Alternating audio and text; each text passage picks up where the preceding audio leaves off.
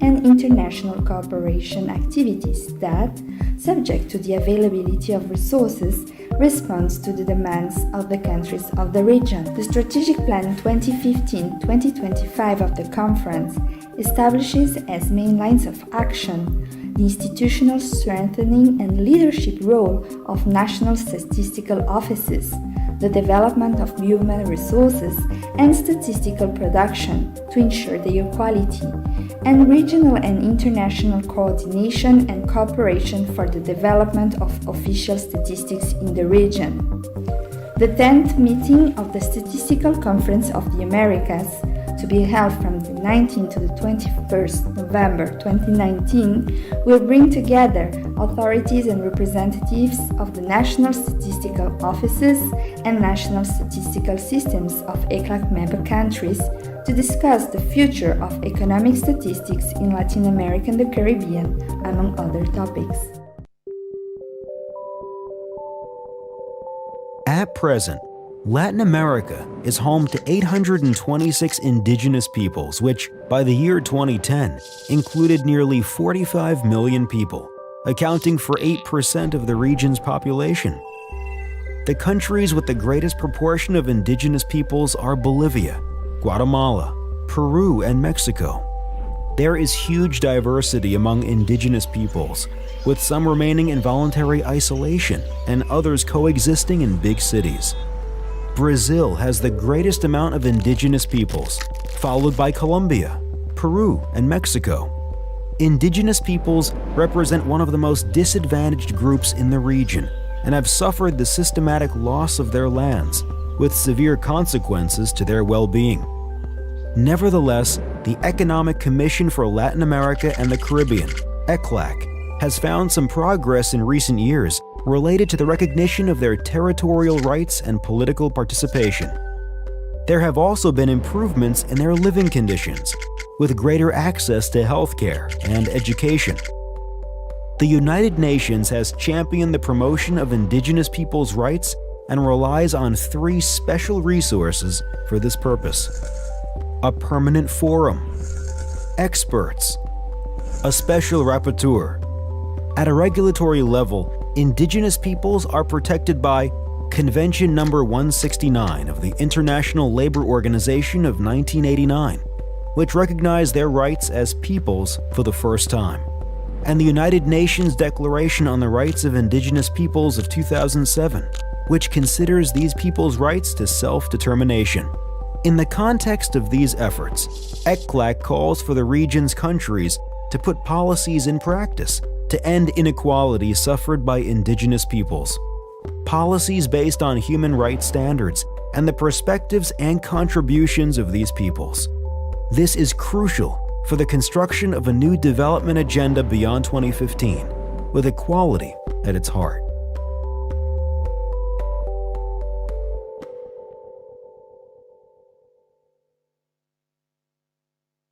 The Sdg Gateway is a web platform aiming to become a key factor for coordination and availability of the regional assets of the United Nations system in Latin America and the Caribbean.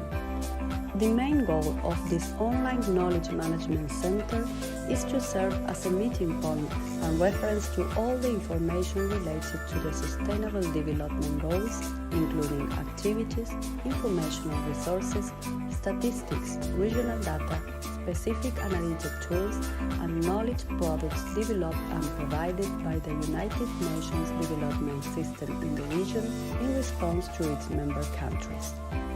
Visit this important multi-stakeholder platform and get to know more about this online regional knowledge management center.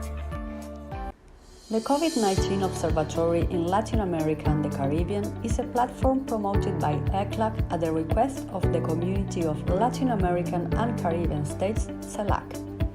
The observatory tracks the public policies that Latin American and Caribbean countries are implementing to limit the impact of the COVID-19 pandemic in the region.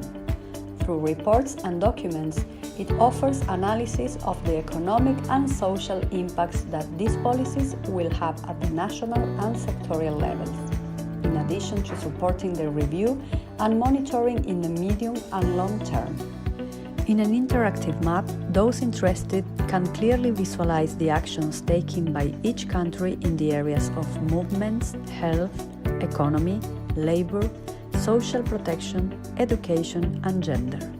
Visit ECLAC's COVID-19 Observatory and access updated information on policy measures to address the crisis in the region. In the very year that the United Nations launched the Decade for Action to ignite a more purposeful understanding of the part of the international community towards advancing the 2030 Agenda for Sustainable Development, the world has confronted unprecedented change in the specter of COVID-19. The multi-dimensioned impact of this pandemic has served to dramatize the true scale of the vulnerability of the small, heavily indebted, undiversified economies of the Caribbean, and has forced creative exploration of every opportunity within the reach of our member states to secure urgent relief.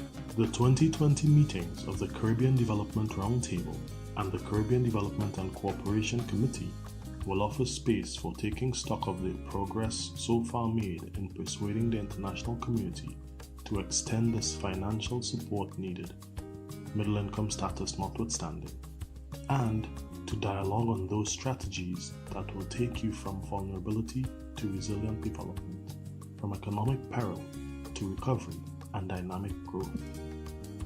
It is an opportunity to consider how together we strengthen partnerships for action that is responsive to the unique vulnerabilities of the Caribbean, and that assures tangible progress through the application of innovative problem solving in these precarious times. To support countries in the follow-up and monitoring of the medium and long-term progress of the crisis caused by COVID-19, the Economic Commission for Latin America and the Caribbean has produced a series of documents on the evolution and the effects of the pandemic in the region. These publications have been included in the COVID-19 Observatory in Latin America and the Caribbean, which compiles and makes available public policies that the 33 countries of Latin America and Caribbean region are taking to limit the impact of the pandemic, as well as the analysis of the economic and social impacts that these policies will have at the national and sectorial levels. ECLAC studies include a collection of special reports COVID-19 that deal with the economic and social effects of the crisis, as well as sectorial publications on specific topics such as the production of statistics, the right to life and health of older people, people with disabilities, the region's food systems, digitization opportunities, the care system, the 2030 Agenda for Sustainable Development in the new global context, among other topics. This economic and social analysis will be updated as relevant information related to the COVID-19 pandemic emerges. Visit the ECLAC Observatory COVID-19 and access all these reports and updated information on policy measures to face the crisis in the region. The Escazú Agreement is the first regional environmental treaty of Latin America and the Caribbean and offers an unprecedented tool to tackle these challenges. The Escazú Agreement contributes to the right to a healthy environment and to sustainable development of present and future generations, guaranteeing access to environmental information, public participation in environmental decision-making, and access to justice in environmental matters. It is the first treaty in the world to protect human rights defenders in environmental matters.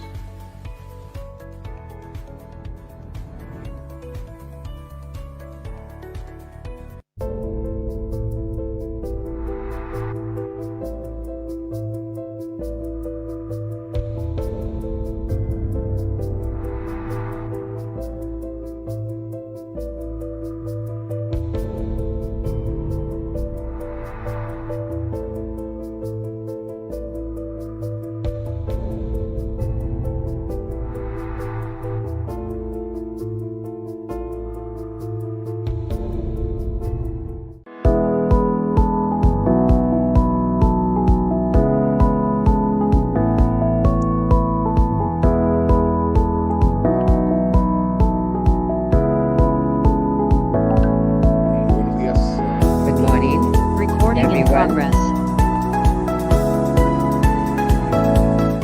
We thank you for attending this launch and press conference.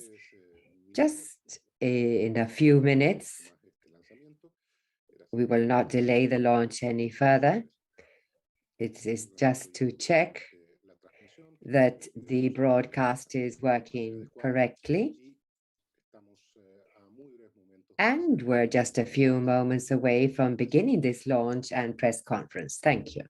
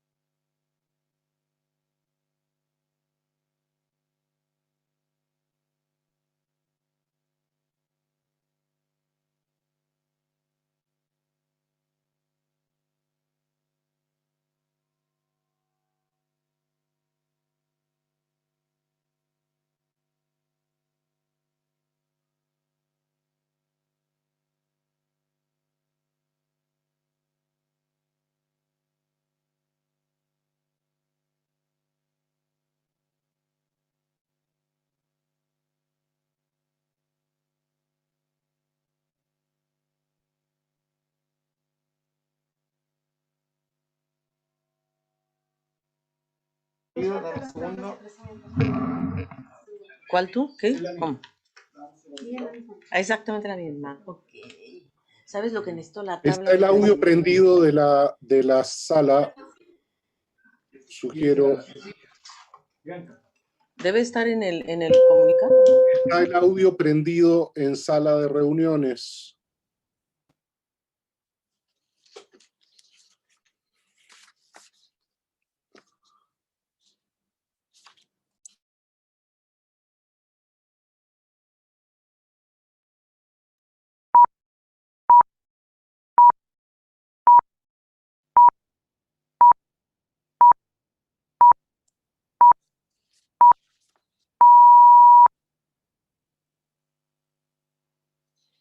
Muy buenos días a todos. Good morning, everyone. Good morning, Executive Secretary. We are now able to begin this press conference on the launch of the 2021 Economic Survey of Latin America and the Caribbean by ECLAC. And so whenever you like, Executive Secretary, we can begin. Well, thank you very much and good morning, everyone. It is a pleasure to be here today with this launch. As usual, the first thing I would like to do is thank the team that prepared this very important document at this such crucial moment that we are at in the world and in Latin America and the Caribbean. And first of all, I would like to thank Daniel Titelman, who's with me here today, Director for Economic Development at ECLAC, and his entire team, comprised by major experts, Ramon Pineda, Noel Pérez, Cecilia Vera, Claudio Aravena, Sonia Contero. Well, very truly very relevant backup team behind this economic survey. And of course, thank all ECLAC offices and branches that always accompany with their vision from the localities they represent. And of course, the publications division, as usual, that has come up with a survey on time. And so without further ado, Guido, I can begin with the presentation, unless you would like to give any additional introduction.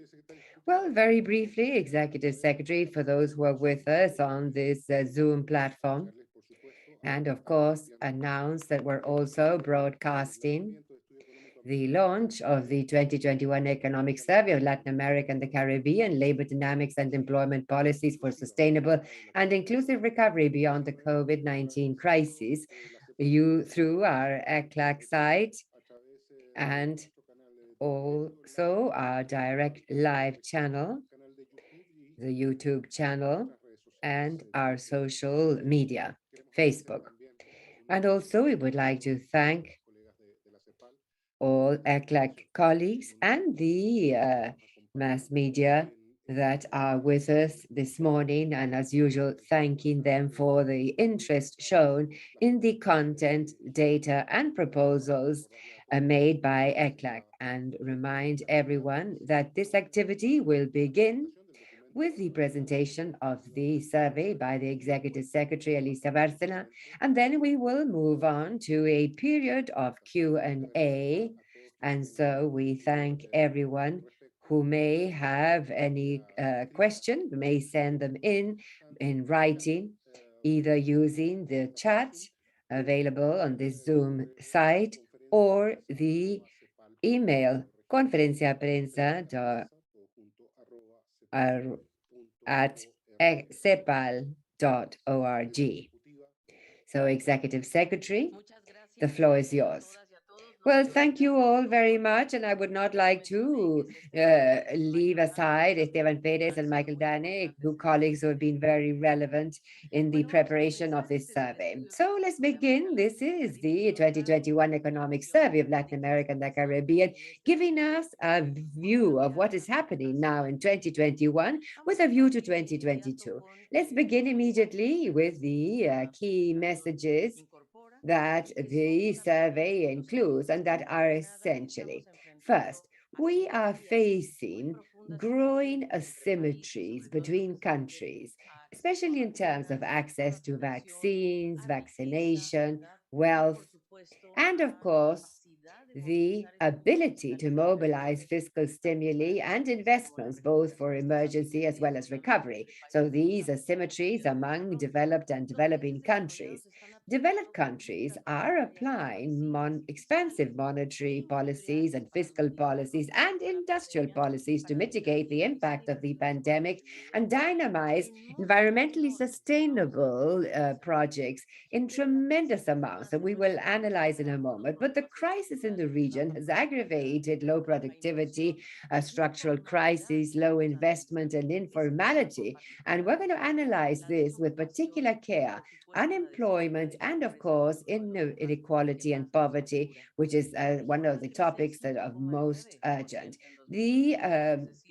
The economy is going to grow by 5.9% in 2021, significant recovery, but basically based on situational aggregate demand and statistical rebound. For 2022, a 2.9% growth is expected. So once again, we will be resuming growth, but without the statistical drag. And recovery of employment, especially of women, will require very concrete policies and, above all, a comprehensive approach to sectoral, industrial, and labor policy. And the fiscal policy ahead of us is maintaining our emergency transfers to offset the impact of the pandemic.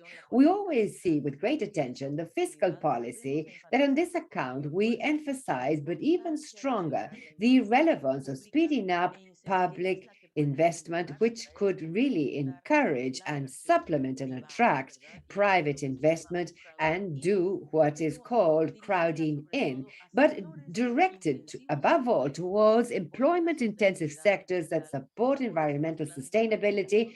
And so therefore, the explicit recovery plans are so relevant at this time. The sustainability of the fiscal policy and the financial sustainability of the social protection systems, health, education, and care will require strengthening tax revenues. There is no other way about it. And one of these within the fiscal policies that must be adopted quite urgently, reducing evasion and reviewing, as we will see later on, tax expenditure, which is so relevant if we're talking of investment. And the fiscal policy must be supplemented with monetary and financial policies in order to sustain growth and recovery. It will also be very necessary that the region may take a particular look at what is happening at multilateral level in terms of access to liquidity, debt management, because this is imperative. There is no doubt that if we do not have a multilateral approach for debt relief and access to liquidity, quite aside from the special drawing rights, this is imperative in order to enable the fiscal space and monetary policies that are counter-cyclical in the region. For 2021, as we were saying, we're expecting a growth of 5.9% for the region. And there we have 2021 and 4.5 in 2022, with important differences among countries. The two countries that most influence the economies of Latin America and the Caribbean are the USA, with 2021, a dynamism of 6.9, almost 7, and China with a dynamism of 8.4. These are for us very relevant because they are our most important trade partners. But also here, we are speaking of the asymmetries in terms of access to vaccines. The world already has 24.5% of the population with a full vaccination scheme. But here we see the asymmetries. The EU is almost at 56%, 55.6%, US 53%, whereas our region lags behind 24.8%, with major differences within the region. South America 26.8%, Mexico and Central America 22.4%, and the Caribbean 5.8%. And so here we're, of course, referring to figures that, well, these are the most recent, I would say, that we have in August 15th. Multi-annual packages here, this is where I'm saying that the developed countries have made very relevant efforts. Please take a look. USA has set in motion a packet of about 80% of the US GDP, American families and job plans. They are doing things very quickly and very effectively, we would say, towards stimulating the economy via income, on the one hand, family and so on, but also investment. And the EU, well, they've issued bonds for 20 billion euros to finance the next generation European Union Fund. And here we're talking about for 2021. But then the EU had also made available 750 billion euros for precisely the Green Deal.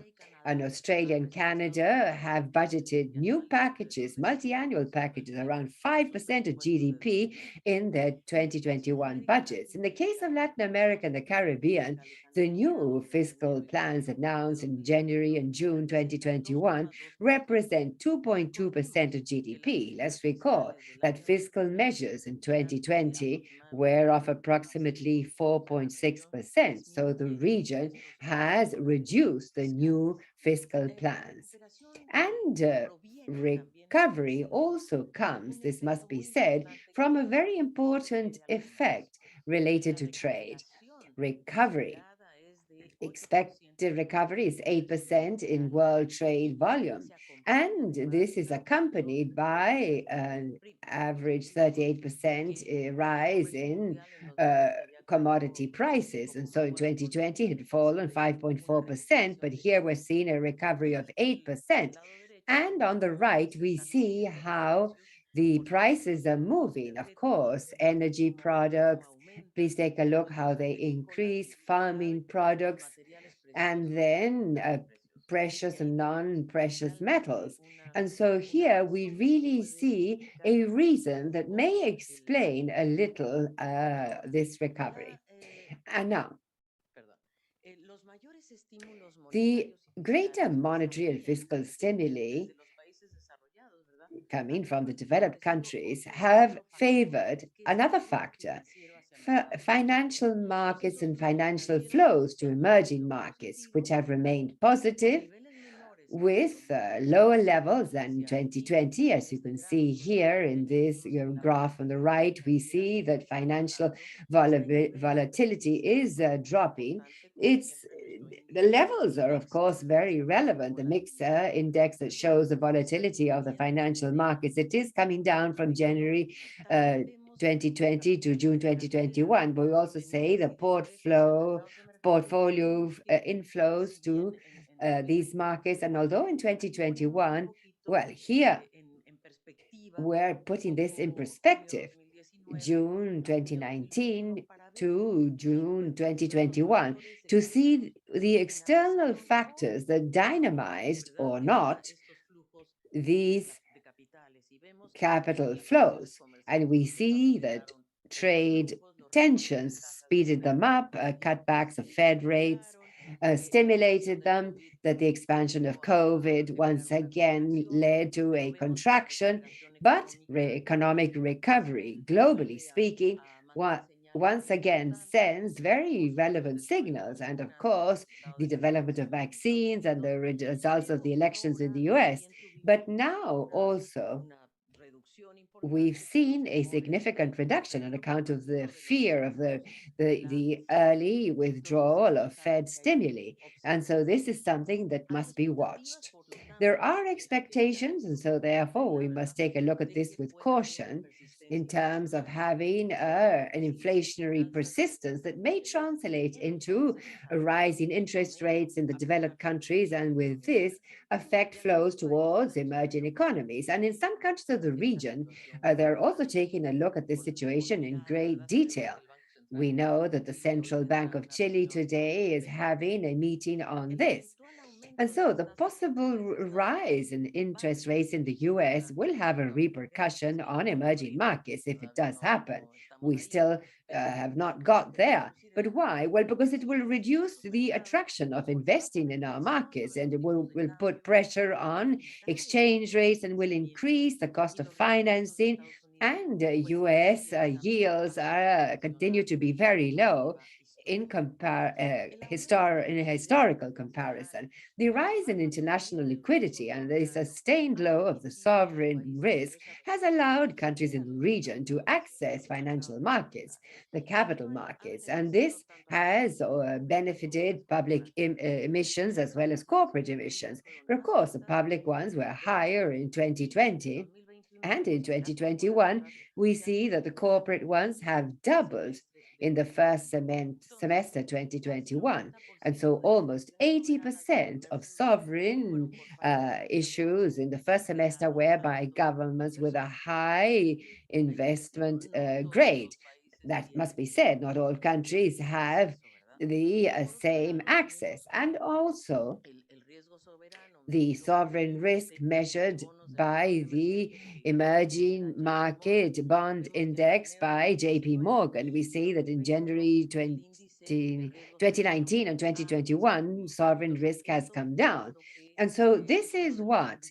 Well, this is one of the indicators or one of the variables that allows greater access to financial markets. And in 2021, for our region, and this is very relevant, we have a situation that is very positive, we would say, in terms of the goods exports. They grew 24%. Recently, we had said 22%, but we reviewed the figure up. And here, of course, we're seeing a major part of this 24% continues to belong to the volume variable more than prices. But somehow the region does have a greater dynamism, and also with the greater stimuli of hydrocarbon exports, that you must also take a look at the red bar on the left. We see that we are going to have a growth in this area on account of price, of course.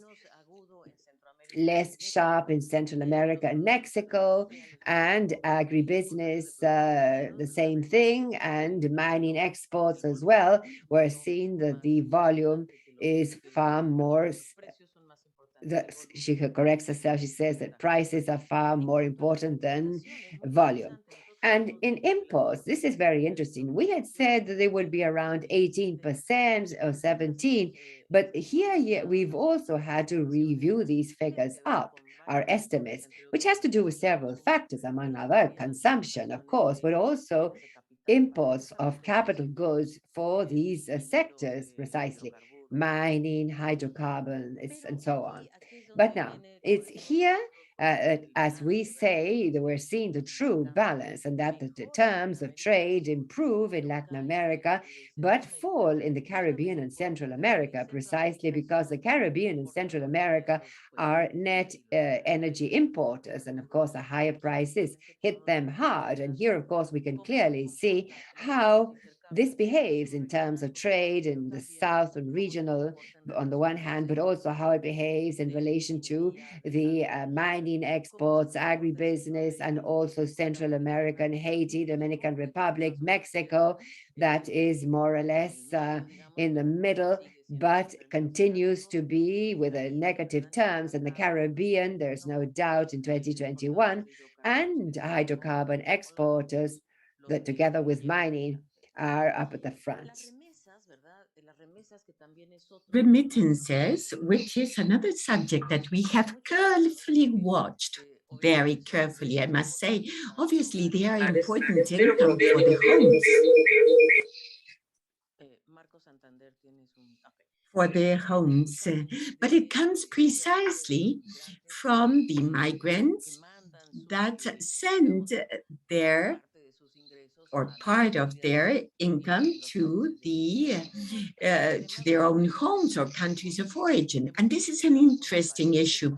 We know that we have selected a few countries where in 2020 there was a tremendous increase in El Salvador, Guatemala, Haiti, Honduras, Mexico, that had practically $40 billion of revenue due to remittances. And between January and July, it is 23 billion, or that accumulated between January and June in 2021 can even exceed the figures of 2020 for the whole year. In these countries where remittances play such a key role. And here we see that the variation rate for remittances, we have compared 2019 with 2021, and we see a true increase, significant increase in the first semester of 2021. So remittances play a key role, of course, for the homes of Latin America and the Caribbean. Truth is that we have taken interesting data, this Google Mobility Index for Latin America, Central America, and South America, showing us something very important, and that is how people move. And this is done tracking mobile phones, and of how much people are leaving, are going to purchase, to supermarkets, to stores, to the banks. That is what they measure as mobility index. And in fact, they have increased between 2020 and 21. Not at an exceedingly fast pace, but there is greater mobility, and that has favored economic growth as well.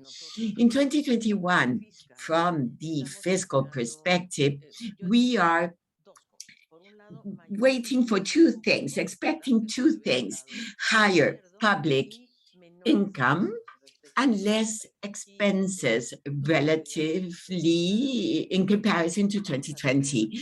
We clearly see that we will have more tax revenue.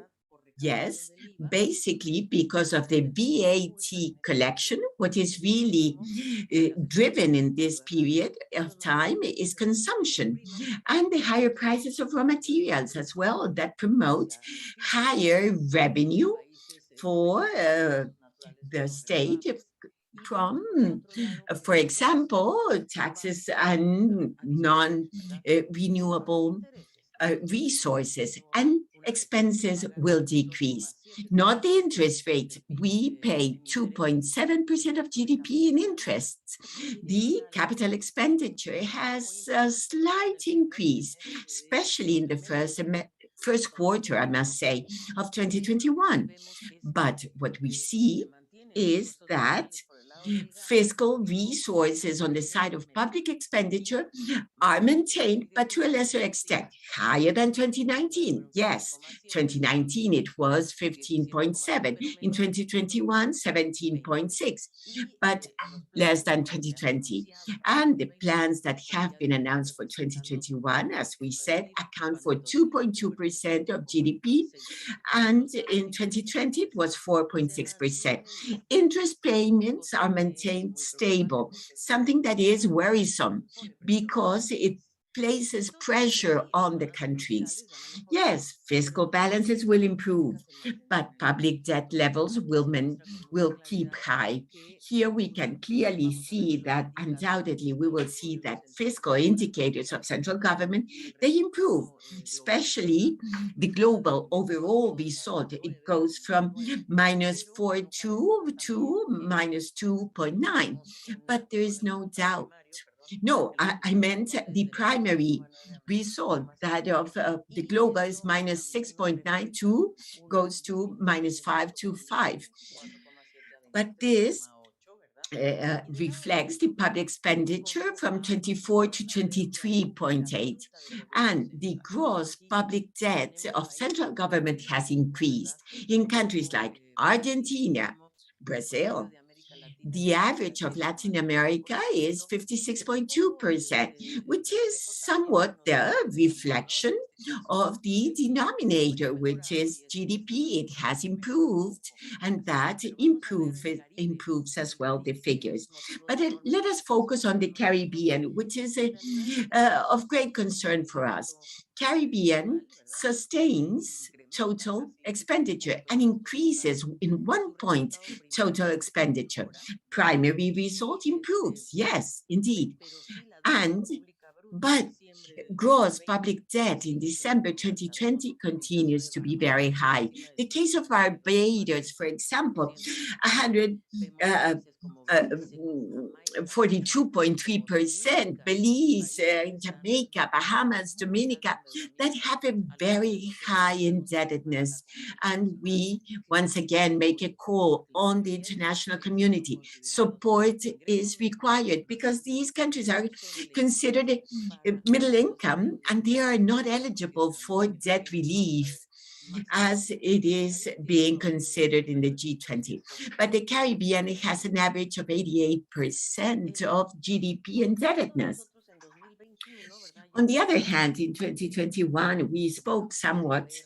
We said that there can be this issue of persistence of inflation rates, but in the countries, they're low. In most of the countries, we see many countries that are below 3%. You can see this on the graph. And underlying inflation, 20 countries with inflation less than 4%. That's good news, yes. But we see as well that inflation or prices of food are the ones that really drive the increase. And that is concerning.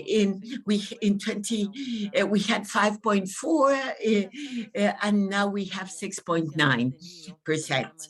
But monetary policy rates have been kept relatively low, with the exception of Brazil. You can see here the blue line, which is the country where there are monetary policy or interest rates that are on the rise. We will see what will happen in Chile, but for the time being, they are kept low. What policies have been applied by countries to incentivize aggregate demand, to stimulate aggregate demand? Of course, the growth of 5.9%. Well, it starts from incentive policies that governments have assigned and given to aggregate demand. And they have been supplemented by measures of all types to protect employment, to protect those impacted by the crisis. And we see that in the survey, there is detailed examination of how these social protection and employment measures take place in the pandemic. Here, in a number of countries, what are the labor policies for employment protection, special programs of creating employment, training programs applied by 13 countries, job creation by 12 countries, leaves, changes of working days or working hours, 20, remote working, 23. This has increased significantly, and the prohibition of dismissals or layoffs, which is very important. The lower side graph is concerning because what is being done to protect the employment of women and youth? They are the most affected ones in this pandemic. We've repeated this many times, and we see the training programs for youth in 7 countries, for youth employment, 7 countries, programs for women financing, 4 as well, transfers to mothers with children, support to payment of salaries, 4 activities of employment of women and youth. 10 countries are really allocating or paying attention to that. But not all of them. We are speaking of Latin America and the Caribbean, 33 countries, remember, and look at the case of leaves for care. This confirms what we've said so many times, where the women have had to go back to their homes asking for leaves because the pandemic has struck them really hard. Fiscal and credit policies, supporting payroll payments in 15 countries, social contributions, 12. All this is detailed in the study, but we wanted to present to you this summary that allows us to see how countries have been able to focus and provide this type of aid for economic specific activities, tax facilities. This is very important in 29 countries for loan reprogramming or small SMEs, for example, support to SMEs, prohibition of cutting services. That is also very important. But where we have a deficit is in programs of stimulating investment. In the lower graph, we see other policies of social protection to households and homes, strengthening unemployment insurance, for example, the use of pension funds and severance assistance in food and households and housing, income for emergency and bonds. All of this is very important. But these are our figures of growth in Latin America and the Caribbean in 2021 and 2022. And look, we've really raised the figures. We had a lower estimate before. I would say when we launched our special document number 11, we had a lower figure of growth. That this has been updated, and because we'll see that the consumption dynamism and exports, and of course the statistic drag is the most important component of these figures of growth. We've also done a very important analysis that is reflected in the study, in this survey. How much accounts for statistical drag, or how much is true actual real growth of activity? And there are important differences. In fact, almost 2 points are of real actual growth, 1.8 regarding the total. But in fact, it's not a bad figure indeed, but what we can see very clearly is that in 2022, growth is going to be less, 2.9, because the statistical drag disappears to some extent. And we see that we have this situation. Indeed, the Caribbean will grow less than the other sub-regions. In 2021, 9 countries recover their in 2019 GDP level. In 2022, 5 additional countries are added. 14 countries in total will recover the level of activity they had in 2019, but not the rest. So this is also something to be considered very carefully. And of course, here we have countries with negative growth, 2021, Suriname, Haiti, Venezuela, and of course in 2022, they recover a bit more, partly because of the better prices of hydrocarbons in the case of Venezuela, in the case of Haiti, and hopefully investments that will come for the recovery from the earthquake. As to components, as what has gone up, what has allowed this growth, or rather to explain this growth. On the one hand, because of the dynamics of private consumption, to a lesser extent, exports and investments. Here you see private consumption in the blue bars, dark blue. And in 2020, private consumption dropped. But then look in 2021, how this boost and spike public consumption is maintained, and investment in the first quarter of 2021 increases, and exports of goods and services as well. These figures in 2022 are adjusted because 60% of the increase of the activity is in private consumption. That in some way reflects the impact of transfers made by countries, but also the remittances of migrants. Investments in exports show much more restricted or limited dynamism. That is the historical characteristic of our region, to focus in our exporting profile. It is related to mining, raw materials, hydrocarbons, and investment has very little dynamism. And so before the crisis, we must say, historically in the region, the pace was much slower. For more than a century, and beyond 21, the challenge will be, how do we turn around this dynamic? We said it in the previous survey that we were before the paradox of recovery, because in fact, we had a historical trajectory that was moving towards stagnation. From 2014 to 2019, the region grew only 3% of GDP, and the average rate over 6 years was of 0.3% GDP.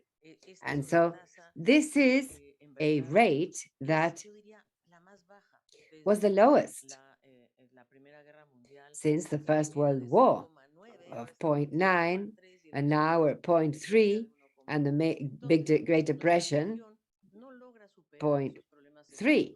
So the region is unable to overcome its structural issues, low productivity, informality, poverty, inequality that already were restricting growth before the pandemic, but that with the pandemic this aggravated.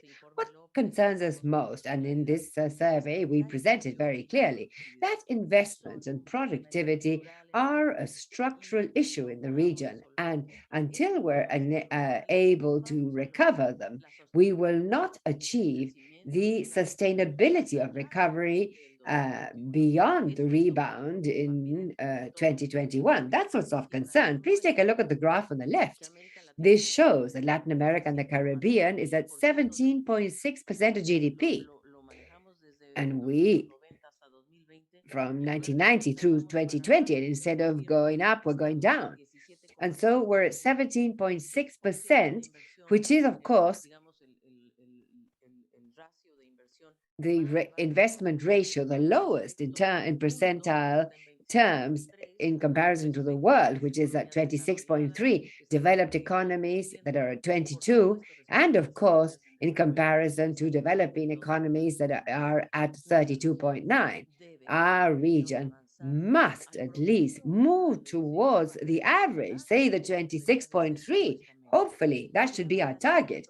And labor productivity is quite dramatic what is happening in our region, because if we take a look at the labor productivity, please take a look how it drops off. Labor productivity after 2008, of course, with the crisis, there's no doubt the subprime crisis, but it continues to drop until 2019 before the pandemic. We continue to drop off very sharply in productivity, which is the rate of growth in terms of percentage of the labor productivity, and the labor gap in comparison to the USA is each day higher.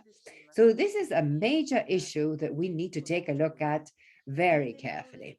And on the right, we see that the variation of gross capital formation and the stock of external bonds of the non-financial corporate sector, a great gap.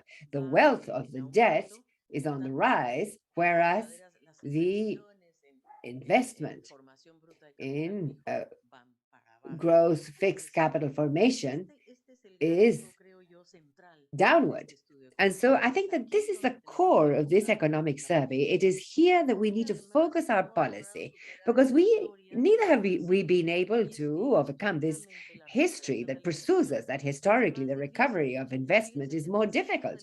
Because please take a look, in the investment cycle in the region, or rather, investment is more contractive when we're in the amplitude of the rise in expansion. It grows at the same pace of GDP, 1.1. However, we're in periods of contraction, and this is the most relevant issue. Investment falls almost 3 times more than GDP.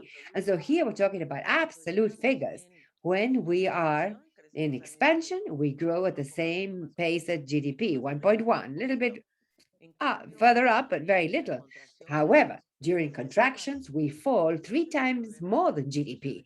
And this is the issue that our region must overcome. Now, of course, our region has been one of the developing regions most affected worldwide. But if we take a look at the variation in GDP in all regions of the world, we see that ours, which is the one that fell most in comparison to the rest, our region, minus 6.8%. the one that fell most of all around the world. And this is reflected here in these figures. And of course, the variation of employment was also the one that fell most in terms of occupation rates. 9% the drop. And please take a look in comparison to the rest of the world. I'm referring to the number of persons who are occupied, and these are the figures that we're showing here. And so, pre-crisis, the region was already, although with a low level of growth in the number of persons employed, the survey highlights important aspects, same as growth fell to the lowest figure, historically speaking, in a century.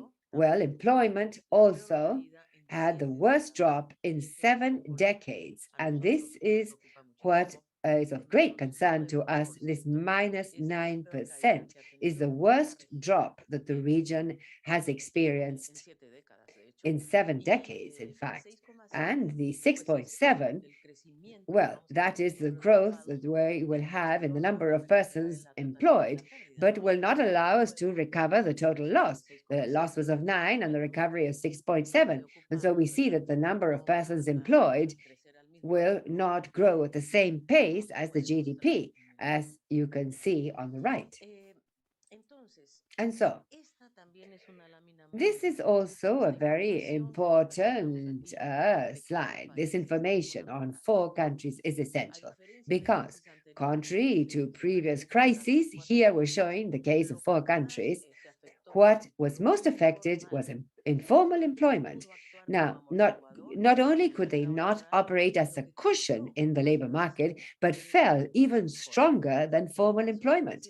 In the case of Brazil and in the case of Chile, it was a dramatic drop in informal occupation. And in Colombia, a little bit less, and in Mexico, undoubtedly, also very significantly. And here we're showing in the total number of persons occupied how much is informal and how much is formal employment.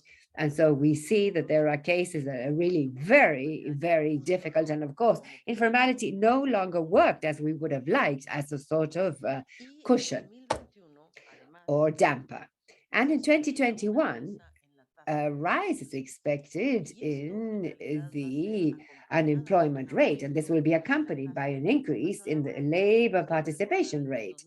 And as you recall, in 2020, we said, and this was also presented here, that the labor participation rate from 2019 through 2020 was less. That is, the number of people looking for a job fell from 2019 to 2020. However, in 2021, once again, they've gone out to look for jobs. And so the labor share increases to 61.1%. Now, the female share is a topic that I would like to point out because women fell most in terms of their share from 51.4 to 46.9. And in 2021, although they went out again to look for jobs, far less than men. And so here we see that the case of men, the male labor share from 2019 through 2020 was 74.7 to 69.6. In all cases, the labor share fell in search for employment, but in the case of women, this share was not recovered as the one of men for men. And the unemployment rate, which is of course is in fact unemployment, we're saying that we will reach an unemployment rate of 11%. Once again, the unemployment rate for women is much higher than the rate for men. And so we see these gaps that are of concern, and the variation in the number of persons employed, the 5.3 in male and 7.7. So we see that the global female labor share is very high, and this is of great concern to us. And we see it here, how women had been able to gradually increase since 2002.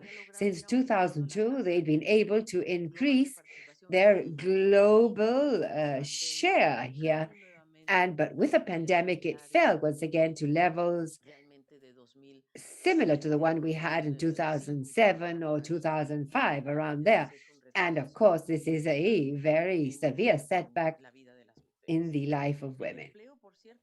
Employment for women and young people were most affected because young people and women are concentrated in the area of services and the informal economy. And so they've been most affected. Here it shows clearly that the drops have been very severe in hospitality and food and transport and storage, communications, because of course we've moved more towards the digital world, but also in manufacturing.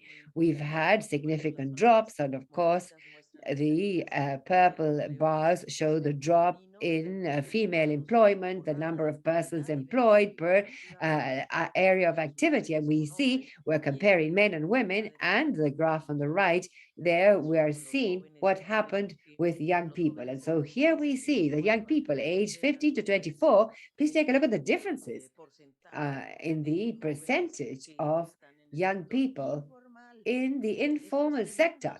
This is incredible. Or really, from 15 to 24 years of age, they're most affected. Of course, everyone was affected, but far more youth. 68.5% aged 15 to 24, they are precisely in the informal sector. So, what policy measures are we recommending? As usual, we believe that they're very relevant to be carried out. And so here now we have some guidance that we're making available, especially to support dynamic and transformative recovery in the region. Our region needs to make explicit which are going to be their dynamic and transformative recovery policies, because this is going to be a very important signal. And we've identified 8 strategic sectors that could work as a driver for a new style of development to enhance competitiveness, employment, lower the environmental footprint, and reduce socioeconomic and gender inequalities. And so, yes, we have identified a transition towards renewable energy, electromobility, digital revolution. We have the 65 million homes not connected to the internet. And also, we need to join in the new digital revolution. The health manufacturing industry, ECLAC is supporting, CELAC. The state of Latin American and Caribbean states, we have a health plan, how to enhance the manufacturing in health industry in the region that was so poorly off during the pandemic, and we had to practically import everything that we needed in terms of medication and equipment. And so the region has resumed activities in some sectors, in ventilators and face masks and so on. But in vaccines, that is where we are working very closely with the governments of the region in order to drive forward this industry. Bioeconomy and ecosystemic services. Just to understand this, let me give you the example of hurricanes, Eta and Iota. If we'd had 30% of the manglars standing in Honduras, the cost would have been 30% less, with a cost of $2 billion. That is what it cost to in Honduras, the 2 hurricanes. With the manglars, this would have cost 30% less. I'm not saying it would have been avoided, but at least it would have been much less. The care economy, we believe that this is a core issue. It cannot be that women are the ones who sacrifice themselves in order to care for others and for the environment. And that is why we're talking about the care economy, but the entire society must move towards a care economy, the circular economy that each day gains in strength. Plastics, for example, with major potential to become a factor in this circular economy, and of course sustainable tourism. We cannot return to what we were doing before. We must do this in a far more sustainable manner, at a scale and based on what could also be making the most of major natural resources in the region. Here in the report, we give some examples, and I highlight one. If we invested in universal public services, this would generate employment, social and environmental benefits. And I give you two examples that I would like to highlight. If we could provide water, sanitation to 166 million people who don't have drinkable water, and 43 million persons without sanitation, that would require an investment of 1.3% of GDP per year. It's possible, it's feasible. And here we put the cost-benefit relationship, and it would generate employment, 3.6 million jobs per year, in addition to the great social benefit. Electricity or electric power, we have 19 million persons in the region without access to electricity, and 77 million of persons without access to fuel or clean technologies to cook, mainly in the rural areas. Also, with an investment of only 1.3% of annual GDP, we could solve this problem once and for all. And it would generate 500,000 employments per year. All these are examples that we want to give you from ECLAC. These are not dreams. These are realities. You can invest. We know how much it would be the digital investment country by country. In average, the same thing we've done for a conversion of electricity and renewable energies. We've done that. We have a study. We make it available. And this is fundamental. Of course, for this investment to work, we will need to legal certainty, technological neutrality, and regulating agencies that should be very effective. In order to achieve growth, generating employment, quality employment, not any employment, this will demand an integral, comprehensive approach of productive labor and care policies, especially for women and youth. So what do we propose? First, expand programs increasing formal employment, especially female and youth. Subsidy to hiring, training programs, programs financing entrepreneurships among women and young, improvements in mechanisms of coordination between supply and demand of work. Of course, also promote sectoral policies for recovery of productive activities that have been severely struck by this crisis in service sectors, including trade and tourism activities, where 80% of female employment is concentrated. And this is especially relevant for economies of the Caribbean that depend on tourism and services. Extend and deepen programs of SMEs, that is, programs of financing for restructuring and boosting investment. Leverage economy of care based on principles of co-responsibility between men and women. Adopt regulations and maintain cash transfers. In fiscal policy, we've said it, we've repeated, public investment can positively impact growth and recovery, because these are fiscal multipliers. The fiscal multipliers are much higher for public investment than for current expenditure. That's the key. If we are going to implement public spending, we need to understand that the public investment has greater multipliers. And in the lower part of the investment cycle, we know in the lower part of the cycle, investment is higher, could crowd in private investment. We could change this story. We could do crowding in public investment in infrastructure, physical and digital infrastructure, catalyzing private investment. Tax expenditure. We've spoken about this already.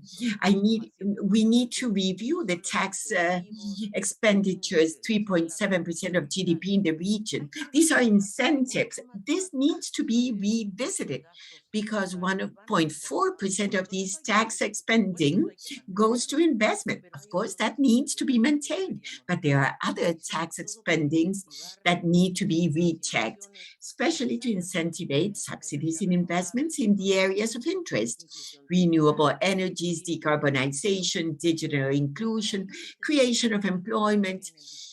But for that, we need to act in the design and governance and evaluation of these incentives. And of course, we insist in maintaining social emergency transfers to mitigate the pandemic continues to be exceedingly important. And of course, move towards financial sustainability of social protection, health, care, and education systems. There's no doubt that in our region, there was evidence of this deficit in the pandemic. And truly, if there is no continuity of transfers, there would be 15 million more people in extreme poverty. We insist in the collection capacity. Tax evasion needs to be done away with. It's a privilege that really cannot exist. The tax non-compliance accounted for $325 billion, 6.1% of regional GDP. We need to consolidate the income tax to persons and corporations, extend the scope of taxes on property, taxes on digital economy, environmental, and related to public health, and recheck and update the progressive form of royalties for the exploitation of non-renewable countries. There are countries that receive more royalties than others for exactly the same mineral. So there is room with the same transnational company. The natural resources do not walk.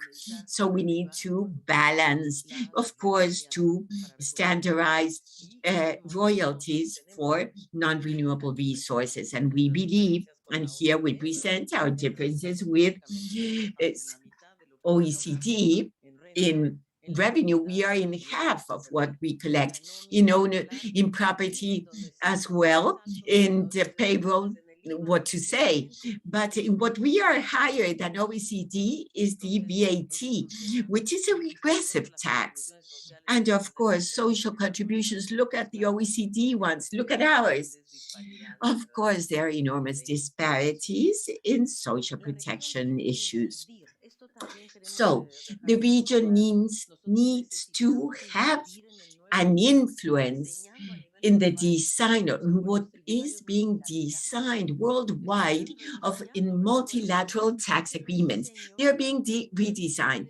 Well, that can provide benefits to the region, but we need to participate actively and not passively as we are doing now, because estimated collection according to the minimum rate considered, imagine the minimum rate considered at global level, the corporate tax of 15% would provide very important additional collection benefits in Brazil, Chile, and Mexico, which are the countries we have analyzed. If it were 21%, imagine the collection, 3,400, 800, 900, Brazil, Chile, and Mexico. And if it were 25%, which is ECLAC proposing this multilateral expert organization, it would be much higher.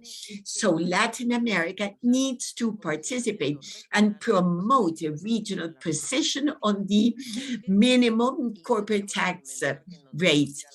And we need to go to the higher minimum rate, expand the universe of multinational enterprises, achieve a more equitable distribution between developed and developing countries, because many of these transnational corporations get their earnings in our countries. So not only in their countries of origin should they pay, but in ours as well. Also, do away with tax havens transfer. We need to stop the transfer of financial benefits and flows that are illegal. We need to go back to debt relief and correspondent banks. So fiscal policy needs to be supplemented with a monetary policy in order to sustain growth and recovery. To maintain expansive monetary policies, we are concerned that countries want to move faster than what they should in terms of monetary policies, because this, with conventional and non-conventional measures, not only the interest rate, which is not the only instrument, we would need to stimulate credit, loans, financing of fiscal actions. These are very important elements. Monetary policy rates are very low, historically low, and countries, Brazil, Chile, Mexico, and Uruguay have announced their increase, but this needs to be handled carefully. Strengthen the management of reserves, the regulation of flows to attenuate exchange volatility. This has increased with the crisis, and the first semester of 2021, 12 economies of the region experienced a depreciation of their currencies. Reserves have increased in 14 countries, but have dropped in 17. These are the balances we present on this case. And also, domestic financial stability is key for the solvency of financial national institutions and debtors. Access to international liquidity. This is a major issue. As you know, the International Monetary Fund has been authorized to issue special drawing rights equivalent to $650 billion equivalent that will allow to strengthen the external position of countries, decrease the risk, and especially our region received the equivalent to $51 billion of this new issuance of special drawing rights that accounts for emerging countries received 42%, developed countries 58%. But how are these SDGs, or rather special drawing rights, distributed in equivalent billions of dollars? In Latin America and the Caribbean, we receive 51.5 billion, 33.6 billion in South America, 3.4 billion in Central America, Mexico 12, 2.4 Caribbean. That depends on the quotas countries have in the IMF. And also, we see that the issuance of special drawing rights, and this was examined in detail in this survey, we need to expand and supplement with reallocation mechanisms, and therefore developed countries received 63% of the total, and developing countries only 37%. This is another asymmetry that has been with us historically, in spite of the fact that the former have a lower use of special drawing rights. So these special drawing rights, which are so important to strengthen reserves and financial stability, could be channeled, especially those not used by developed countries. In addition to these 650 billion that were used, could be used in multilateral regional trust funds for the financing of sustainable development. But regardless of the level of income, not to continue penalizing middle-income countries, because really these trust funds for middle-income countries, that this is proposed by Secretary General Guterres to be used as a capital to finance projects related to the 2030 agenda. The issuance and reallocation is not the panacea. We need other initiatives like the creation of multilateral funds like FACE, proposed by Costa Rica, to distribute the excessive liquidity already existing in developed countries to towards the developing countries. And we propose very concrete initiatives in order to have a broader reform of international financial architecture, a reform of the architecture of multilateral debt with a multilateral mechanism of restructuring that will reincorporate an international credit rating agency. This is evident because we believe that middle-income countries account for 96% of public debt, without including China and India. And if they have a debt problem, the system then it's going to have a debt problem.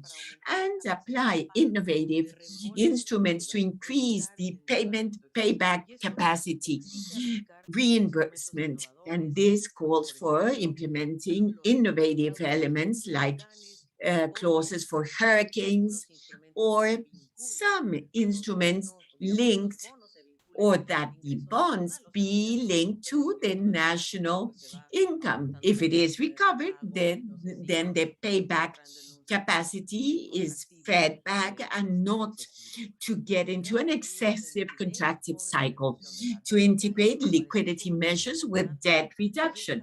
That is very important and needs to be facilitated with social and sustainable bonds that economies are already investing, issuing in emerging market economies.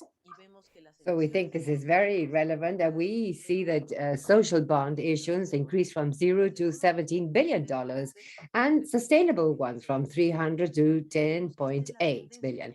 We believe that this is the trend to be followed. And lastly, I've exhausted you all, but lastly, in sum, what we want is to show that the crisis, in fact, exacerbated the problems of low investment and productivity, informality, unemployment, inequality, and poverty, which makes it very difficult to achieve a path of sustainable and, above all, inclusive growth. And so, yes, the truth is that we're repeating that we are before the growth paradox, a strong growth of 5.9, but of course that reflects a major rebound in the growth of 2021, supported by consumption, exports also, but a relevant slowdown in 2022 of 3 points less, in a context of deepening structural issues, or the structural gaps in the region. So what we need is to have a strategic approach to recover employment and investment in environmentally sustainable sectors, and avoiding early adjustments, which that is of concern. We're talking of saying, well, we need to put order to our fiscal accounts, but carefully. Do not move ahead too quickly. We need to have a fiscal policy that accelerates public investment and encourages and attracts the private investment, with crowding in, to help the sustainability of fiscal policy and strengthens tax revenues. There's no other way. Reducing evasion, reducing tax expenditure with industrial, sectoral, and labor policies to stimulate job creation. Multilateral actions to expand the space for fiscal and monetary policy, which will be important to support the sustainable recovery of countries in the region. So thank you very much, as always, for your attention. The survey is available. We made a great effort to provide you the most updated information that would allow us to understand where we stand and where we're headed. Thank you very much. Well, thank you very much, Executive Secretary. This has been the presentation of this 2021 Economic Survey, Latin America and the Caribbean, Labor Dynamics and Employment Policies for Sustainable and Inclusive Recovery Beyond the COVID-19 Crisis. And so now we will begin with the section on Q&A. And so we remind you that the presentation that's just been made by the Executive Secretary and the press release, the video broadcast of this segment of the launch, and all of this may be found on the ECLAC webpage and social media. So use it as a support material.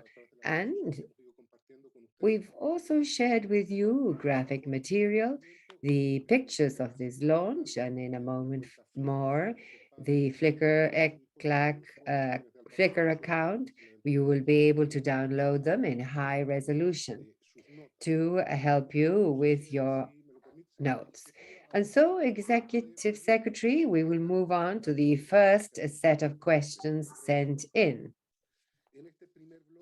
In this first section, the concern sent in by the correspondent for Latin America of the Spanish paper El País, Isabela Cota. Isabela asks, last Friday, the Central Bank of Cuba announced what is the basis for regularization of the currencies in the country, and the government of Salvador already set up an infrastructure for Bitcoin to be legal. What is the view of ECLAC with regard to this in Latin America, and what would be the implications? This is a question by Isabela Cota, economic correspondent for El País. The second concern in this first set of questions is from Eva Vergara, Chilean correspondent for Associated Press, and asks, what call would ECLAC make to the governments of the region, considering that most of those who've recovered their jobs are informal workers that lack social security and health? That is the question by Eva Vergara, a Chilean correspondent for the Associated Press. And the third question, since these supplement each other, I would dare join in the question sent by Fabián Campero, correspondent for Reuters, who asks, a lot of the better economic performances are given by a low level of comparison that don't even help us recover the 2019 levels. Is it more likely that there will be a stagnation, or that the economic situation in the region will worsen? And then with regard to Chile, one part of the drive of the economy has come from withdrawals from pension funds, and the central bank has now warned of the impact of a fourth withdrawal. What is the ECLAC's view on this?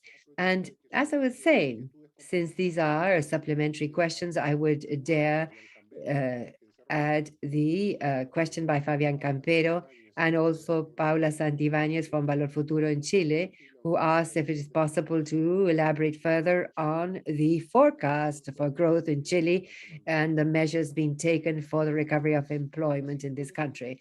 And so with these questions by Spain and Isabel Cota, I went,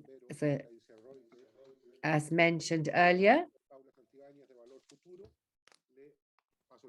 I will now hand over to the Executive Secretary. Well, thank you very much. I truly would like to thank you for your interest and make ECLAC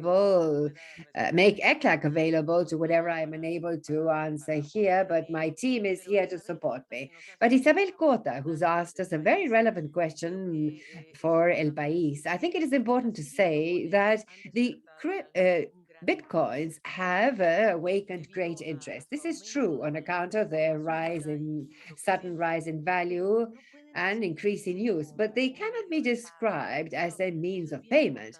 That is very relevant to be clarified. What we can say is that they are an asset, a value, but that in turn show a very high level of volatility. And so, albeit governments, countries such as USA, France, and Germany are not in favor, there are others who are in favor, as the case of El Salvador, Japan, Slovenia, Ukraine, and Switzerland, among others. But this has not yet stabilized. In El Salvador, they are continuing with the process of putting in motion the Bitcoin law that on September the 7th, the central bank has just published technical rules to facilitate the implementation of the Bitcoin law. We're talking about El Salvador, and the guidelines to authorize the use of the digital wallet, a sort of till and they are thinking and planning, contemplating setting up around 200 Bitcoin ATMs and 50 branches. We're talking about El Salvador, and this is in process, the creation of a Bitcoin trust, which would be a sort of convertibility unit for bitcoins to dollars, and managed by the Bank of El Salvador. This is the most concrete experience that we have. The government of Cuba has also renewed operations with virtual articles that have grown in recent years based on, I would say, two central ideas. First of all, opening up the possibility of transactions with virtual articles, and second, and the award of licenses to those who provide these services, but when this is of interest for the policy. And second, clarify that transactions with virtual assets among people are not forbidden. Resolution 215 of the Central Bank of Cuba, which was published on August the 27th, barely a few days back, regulates the use of these bitcoins in Cuba and other digital items in the national financial system. We're following with great interest what is happening, and bitcoins or cryptocurrencies do have the potential of creating, well, financial alternatives to Cuba's foreign trade for remittances flows, to finance, for example, SMEs that in Cuba are very relevant from abroad, and above all, and doubt, also considering the risks shown by the very high level of volatility of these currencies. Each country will have to assess very carefully their relevance according to the aims to be achieved and the monetary, financial, and exchange features in each country. And it will have to be taken into account the advantages, yes, of course, but also the risks. I think that these are topics that we at ECLAC would like to point out. And then the other question by Eva Vergara, I believe that was the question, Guido, the next one, Associated Press. What call would ECLAC make to the governments of the region? Well, as we said in the survey, the labor informality has been precisely what has put the region in a highly vulnerable situation in terms of facing the COVID-19 pandemic. Every two workers does not have social security, no protection against the loss of employment, health coverage due to the illness, or savings for their retirement. 1 out of 2 workers, and there are countries where 3 of every 4. So there are extreme cases as well. And so the region must move ahead in strategies for formalization of employment, and has identified groups where we need to focus on, and we show them in the survey: young people, rural workers, sectors such as trade and tourism, household work, paid household work. This is a sector that must be formalized throughout the region, and giving them social security and protection for these workers. Now, of course, it's also very important that the new models that are being created with new jobs also represent a major challenge in order to regulate social protection. For example, online working, which is very relevant. And of course, to promote the growth of formal employment, it is necessary to drive investment. Once again, public and private investment. This is the only thing that will give us a genuine growth. And public investment must be the great driver, dynamizer, and catalyzer of private investment in specific sectors. There's no other way about it. This study must be done by sectors. Where would it be best to invest with a greater gain in employment and sustainability, which is so important to us? Furthering integration continues to be very relevant, and also improving the training for the labor world. Intermediation. In fact, we're talking about the dual policy, or dual inclusion policy, social and labor inclusion. And in relation to labor inclusion, training, intermediation, labor institutions, unions, of course, and formalization of SMEs, and also training programs for entrepreneurs that are part of the most vulnerable sector, and above all, with support for microcredits. And also the questions by Fabian Cambero from Reuters and Paula Santibáñez from Valor Futuro Chile, and that both are very closely related, so I will answer them jointly as you, Guido, suggested. Of course, the 2021 growth rate is explained by a statistical drag that must also be taken into account. And in the case of South America, 70% of the growth this year is on account of statistical drag. So only 30 is really genuine growth. And this must be, we must be very clear about this. This growth, the 30, is sustained. In fact, growth generally is sustained by consumption. And in 2022, well, there is going to be a slowdown.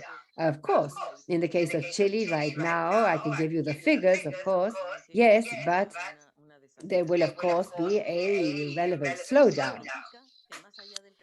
It means that beyond the growth of this year, the region needs to reverse the low growth dynamics that we had already experienced before the pandemic.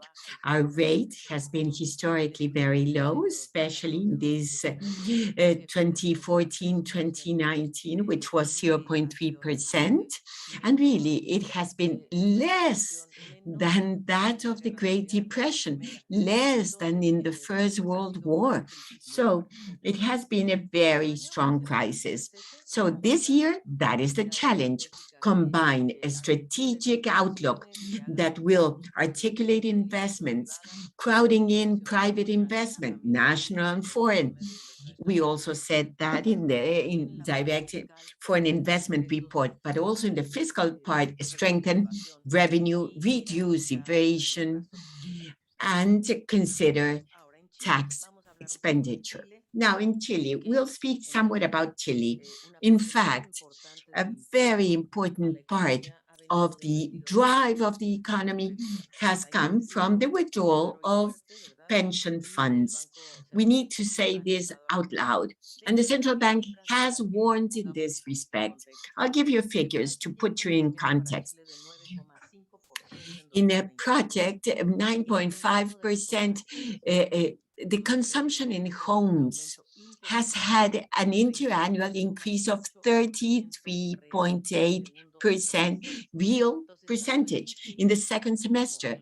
So the emergency income, as well as the withdrawal of pension funds,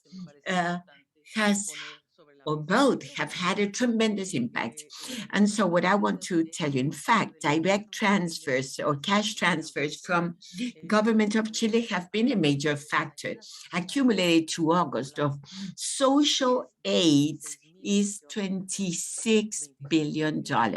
Yes, $26 billion. This was until August, extending this universal income that would go until December, and the creation of emergency employment contribution. We are saying that the total of social aids in Chile would be $37 billion, 14.6% of GDP.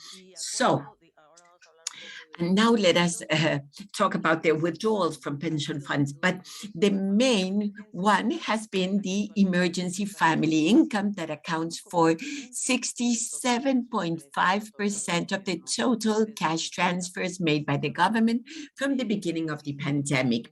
We are speaking about $17.5 billion, 7% of GDP. So, starting in April of this year, April of this year. This emergency income was increased in amount and coverage. Before April, 60% of homes were benefited. And in April and May, this benefit goes up to 80% of the most vulnerable homes. And beginning in June, it benefits all the families registered in the social household registration, reaching out to 15.8 million people. In August, the government announced extending this transfer until November 2021, that will be paid in December. And we'll see. We said what it means, or social help means, 37.5 billion. Now, the withdrawal of pension withdrawals of 10% has involved a transfer of $55 billion. This is 20% of GDP. One is the expenditure of government, and the other one is the savings of people. So each withdrawal from their pension has decreased. I mean, in the first withdrawal, it reached out 11.5 million people approx. The second one to 8.4 million people. The third one, 6.5 million people. And they are discussing number 4, the fourth withdrawal. The withdrawal of funds has been allocated to consumption, payment of debts, savings accounts, so the dynamics of consumption and personal investment could continue until 2022. We believe it's the time to support efforts for savings, investment, and employment, and create income for longer terms. That is what is important. In the case of employment, very important measures have been adopted, and we have gone into details in the report. Subsidy comes back to promote the help to workers who have been without work.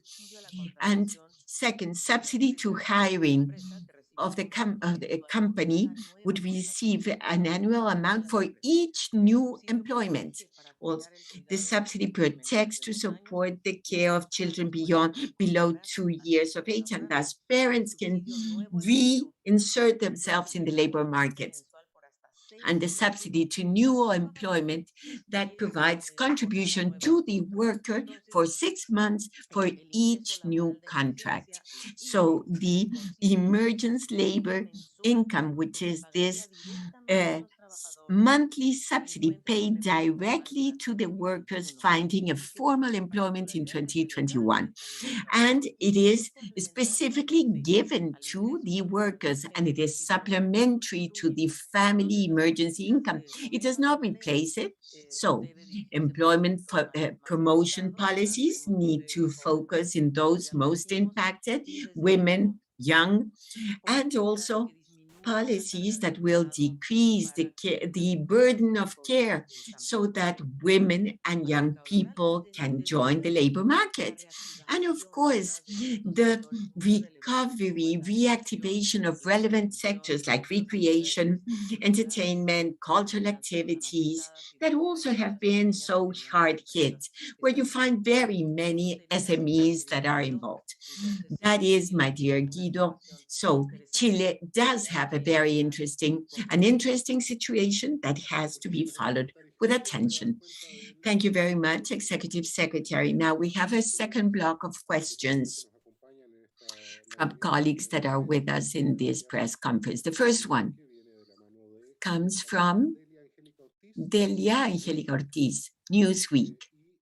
And she asks, can you insist in the reopening of schools and back to school, not only because of the right to education for children, but at the same time, labor reinsertion of women, and how to promote public policies for mothers to go back to the labor market? Margarita Bastias from Italian agency ANSA asks, In several countries of the region, prior to the crisis, there were demonstrations and social unrest. With the coming situation, a slow recovery of employment, a rising inflation, and the government highly restricted to maintain social aids. In 2021, what do you envision to happen in Latin America and the Caribbean? And then finally, Juan Manuel Barca from El Clarín from Argentina. And he asks, how is reactivation in employment in Argentina? How does it progress? And what is the impact if unemployment continues? Newsweek, ANSA, and El Clarín. The three journalists ask these three questions. You have the floor. Thank you. Yes, with pleasure. We'll answer the second block of questions. First, Delia Angelica Ortiz from Newsweek. In connection with reopening, well, one of the worst consequences for women has been the reduction of economic participation and greater employment gap vis-a-vis men.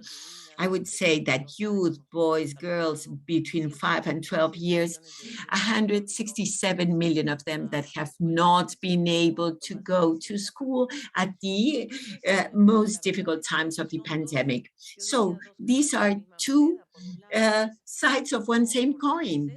On the one hand, how to strengthen in real measures the economic autonomy of women with employment, jobs, rights, remunerations, how to achieve a better reconciliation between labor, personal, and family lives.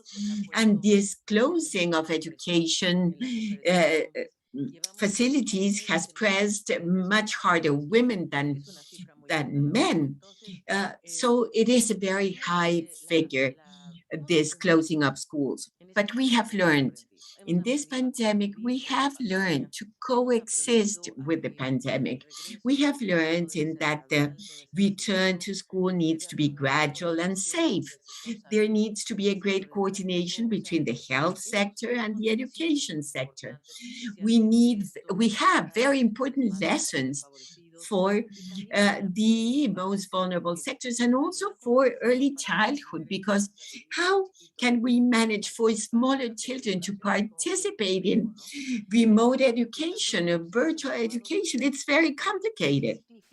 And we have evaluated what does this pandemic involve if we don't go back. We have estimated a large number of boys, girls that will not go back to school. Perhaps they will stay in other activities, or especially if they are in high school or tertiary schooling.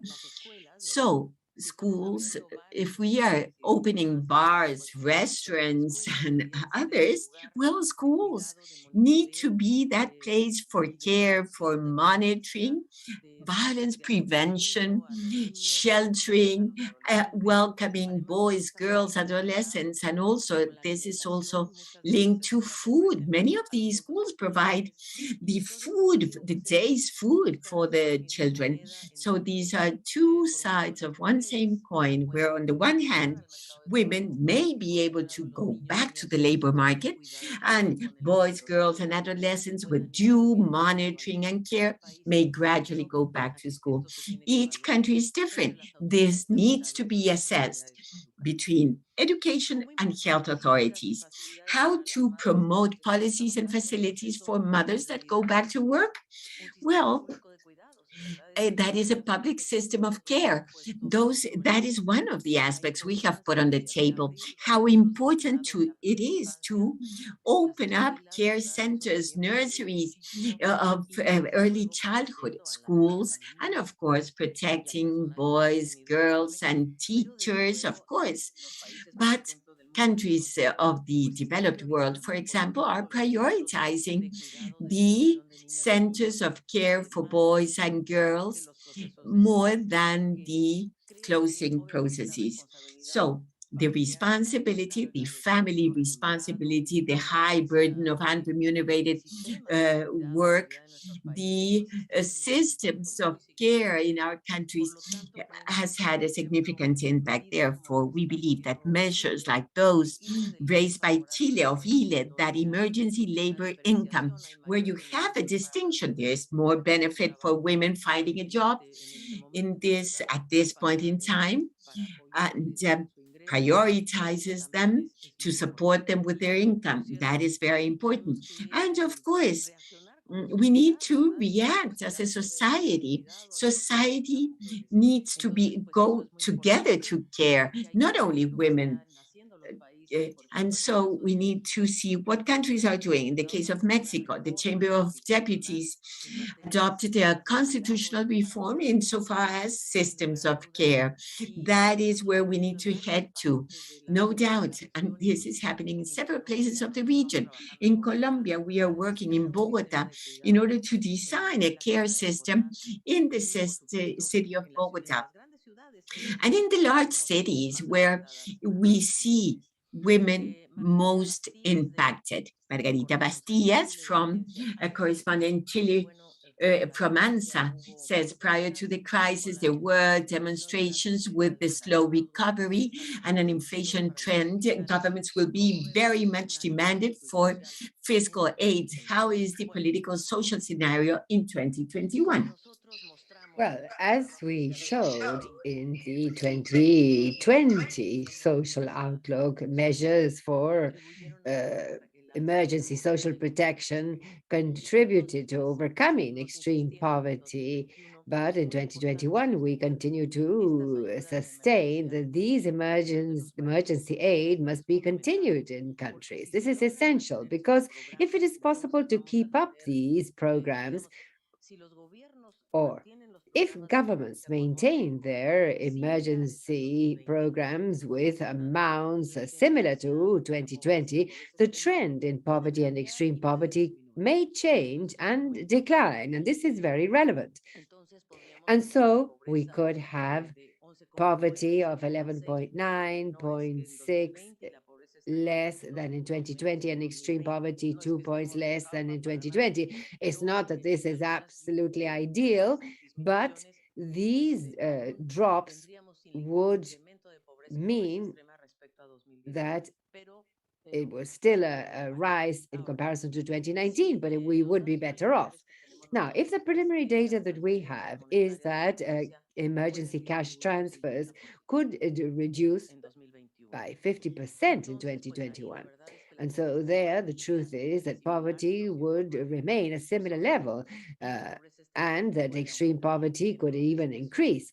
And so right now we're at 78, it could rise to 82 million. And we're going to update this in the social outlook in autumn this year, in the northern autumn, the southern summer. And well, we see that there is this feeling of uncertainty, vulnerability, and that, of course, well, is aggravated by the role played in many countries by household indebtedness. And also, we must say that there are elections coming about in many countries of the region. And without a doubt, what can be seen is that, well, from our viewpoint, there are spectacular experiences such as Chile that after the social outburst reached an agreement, a very cross-cutting agreement for a constitutional convention. And this is a process that is unique, the only one of its kind, with gender parity and headed by a woman, Elisa Loncon, who is an indigenous Mapuche woman, very well educated, in fact. And so this experience will shed a lot of light on how to build a new social and political compact in a region that has been beaten that is in pain, with a discontent society, but that we need to look for a better future, without a doubt. Juan Manuel Barca from El Clarín, Argentina, on how reactivation and creation of jobs is moving ahead, whether we believe that Argentina should have a basic emergency income and what could be the impact of this. Well, the Argentine economy is recovering at a faster pace than initially expected. We will have a first semester of the year with the economy growing by 9.7% interannually, and we're forecasting that the 2021 growth will be of around 7.5%.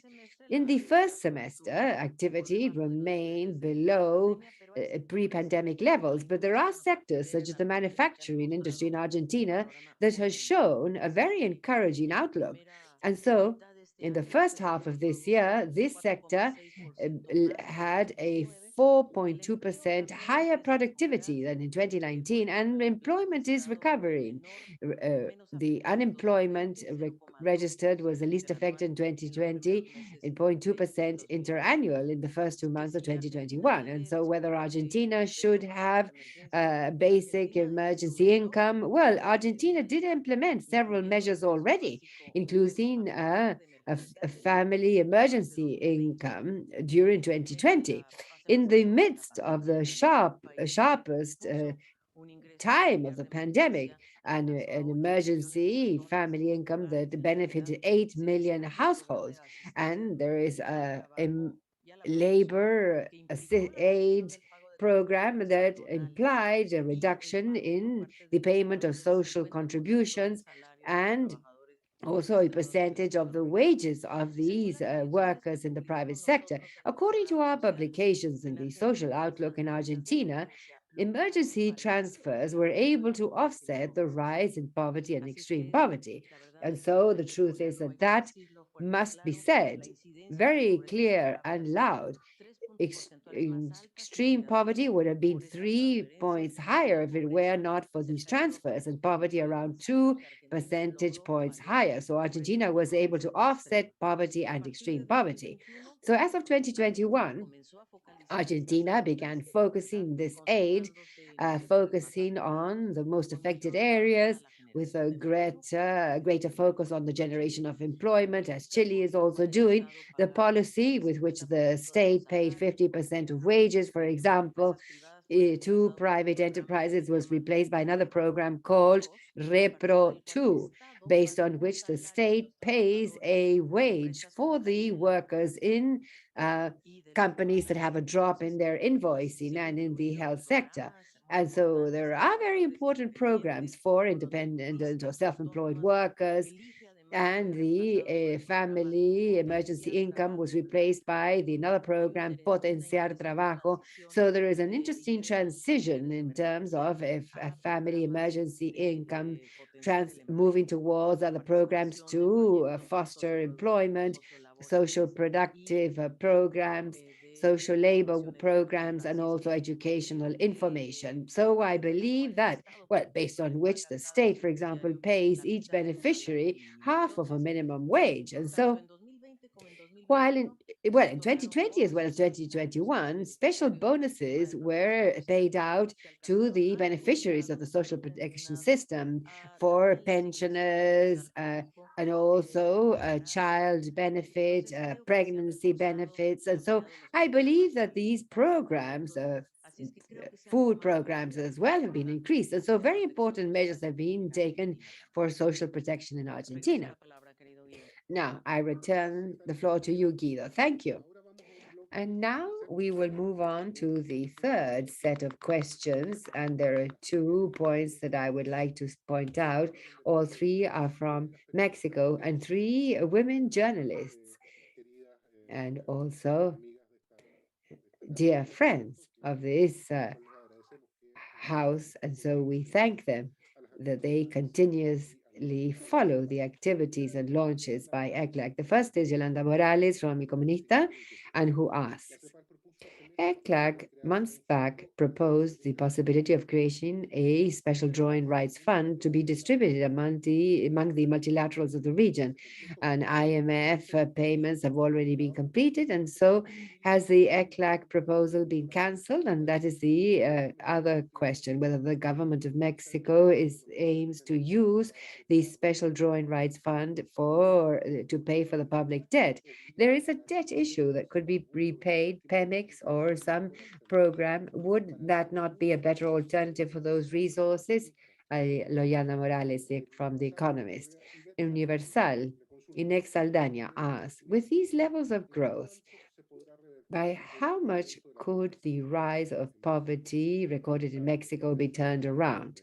That is by Miguel Saldaña from El Universal. And the last one in the block, Mexican women journalist Silvia Rodriguez from the Millennium Group, who asks, in Mexico, the economic package for 22 is about to be presented. What should it contain in order to bolster the economic growth in the country? All of these are concerns. What is the impact of the third wave of COVID-19 on the Mexican economy, and how will this affect the return to school for children? Aníbal Morales from El Economista, Universal, Silvia Rodriguez from Milenio Group, and these are the questions in this third set of questions. Executive Secretary, the floor is yours. Well, thank you very much for these very interesting questions on Mexico.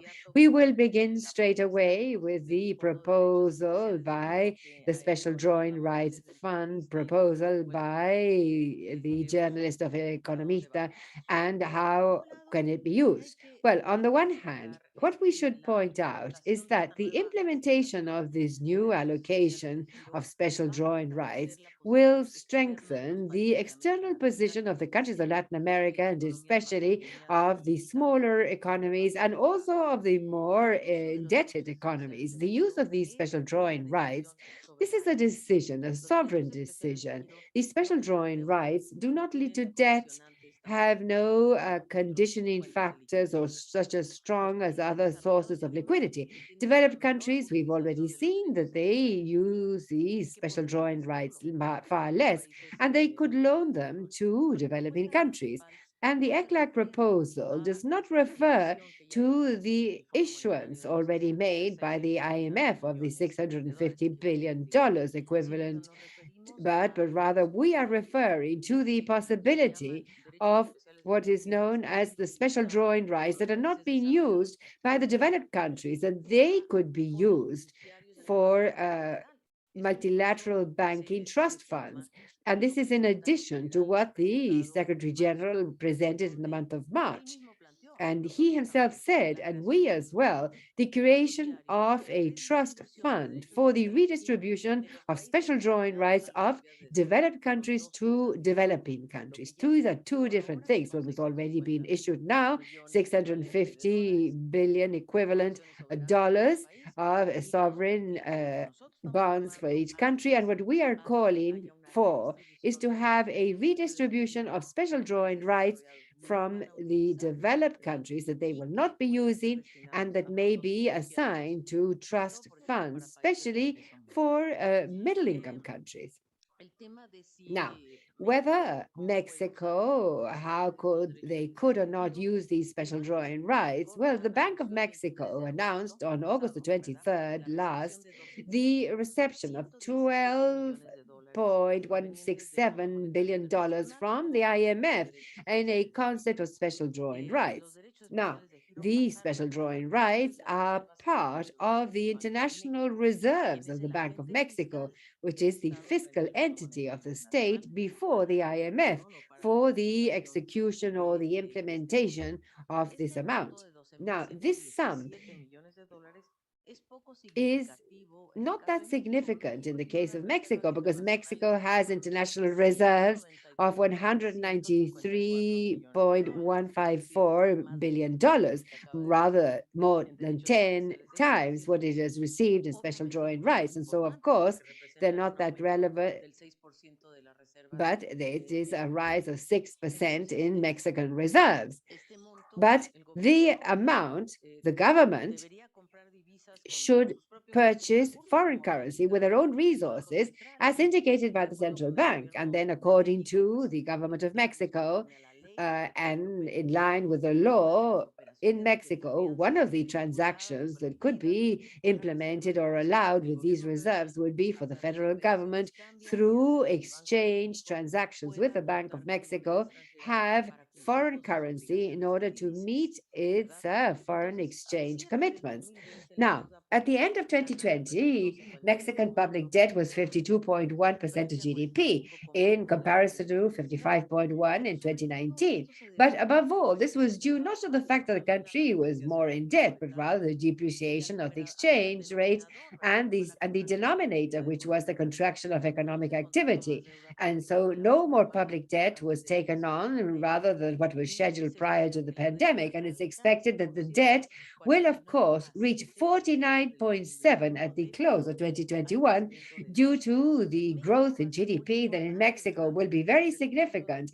The growth of GDP in Mexico this year will be of 6.2%, next 3.2%. And so that will lead to a drop in the debt coefficient. In June 2021, Mexico placed its second bond linked to the SDGs. This is a country that has placed a coupon rate with a rate that is lower than in history for a euro-denominated bond for a 15-year term. I would say then that in the short term, Mexico does not face debt sustainability or public debt sustainability issues, and multilateral policies for access to liquidity and debt management will be very relevant, as we have already said. What we are proposing is that Mexico, together with other countries, should take part in negotiations being held at multilateral level for this, I would say, tax.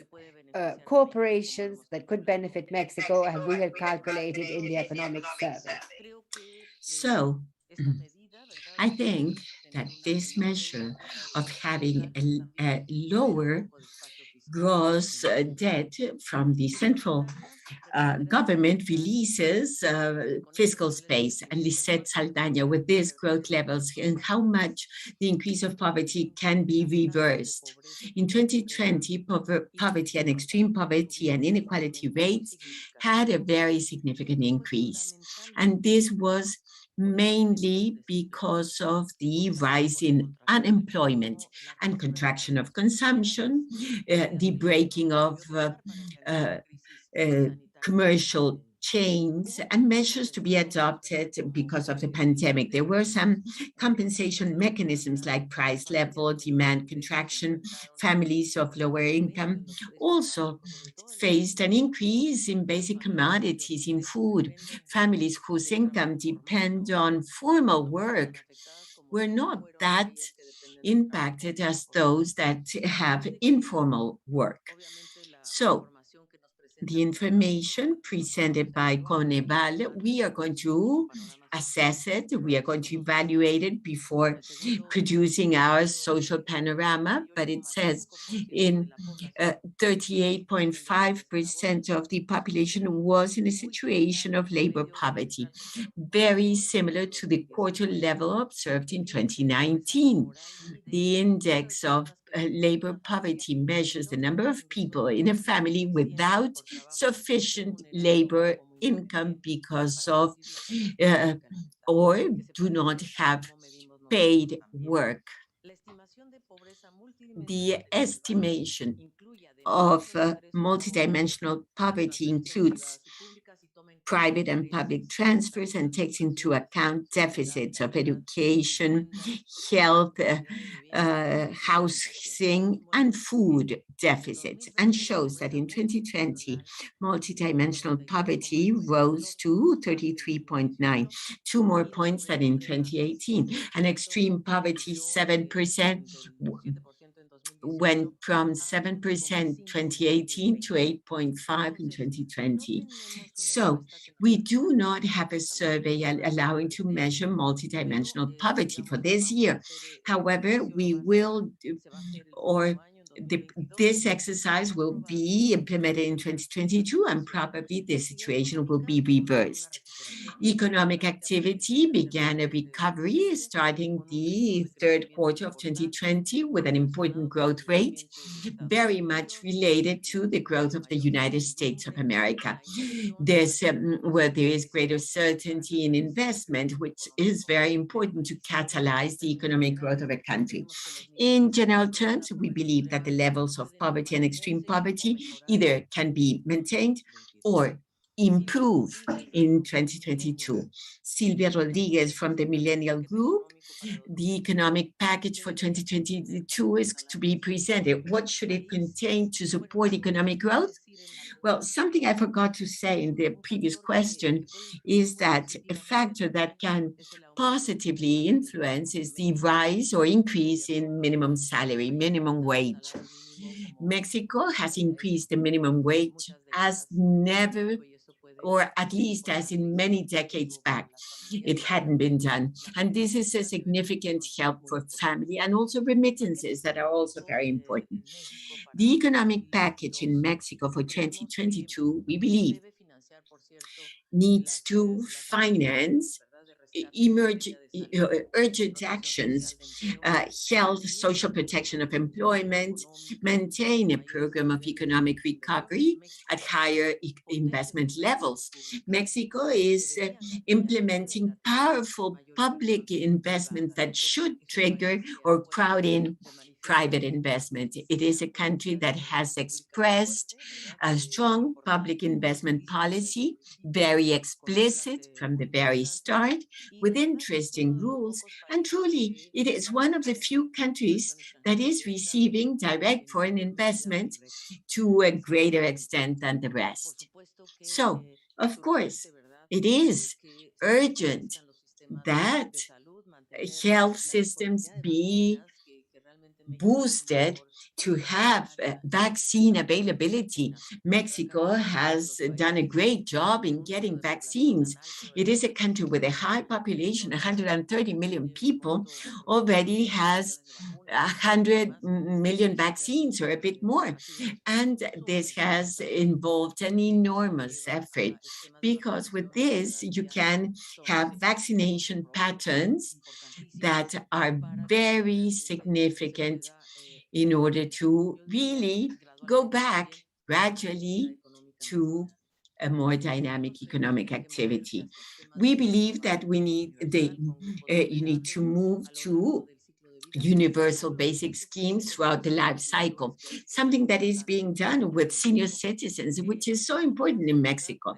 Short term, we believe that there is a lag in the closing of schools and how to achieve compensating educational programs, make access to digital technology universal.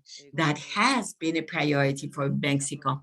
And of course, critically, really use the free trade agreement with the US and Canada. It can be an important element for productive transformation of Mexico with a program that would supplement this robust program of investments that Mexico has implemented. I think it is important to have productive promotion policies, technological innovation policies, so as to have progress in these sectors that we are proposing: electromobility, renewable energy, nature-based solutions. Many of the programs are heading there, like Sembrando Vida goes in that direction.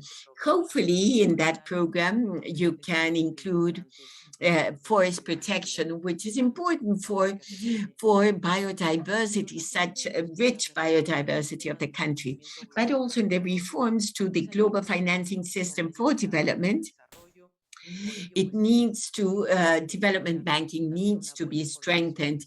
It needs better fiscal coordination at different levels of government. What's the impact of the third wave of COVID? It's uncertain. we've learned, yes, I've said it before, we've learned very much from this pandemic. We've learned to coexist with the pandemic, and also vaccination levels, immunization levels are being increased. So that is good news for all. And I would like to underscore, as we are in Mexico, the tremendous leadership of Mexico in the community of Latin American and Caribbean states in order to incentivize and promote the plan of health self-sufficiency plan to be presented in September 18th. Please, you need to be very attentive to that, to have greater self-sufficiency with greater integration in the whole region, and that will help boosting the manufacturing sector, pharmaceutical industry, and to have articulation between research and innovation systems that are powerful in the region with the productive system. That was the last of all questions. Thank you. Yes.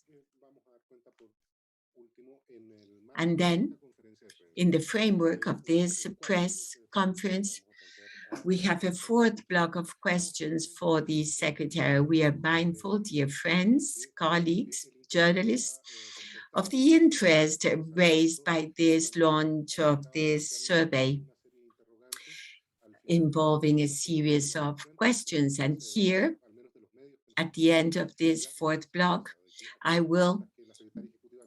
you can be certain that those questions that the Executive Secretary will not be able to answer will be answered in writing and sent back to you. And you will receive the answers.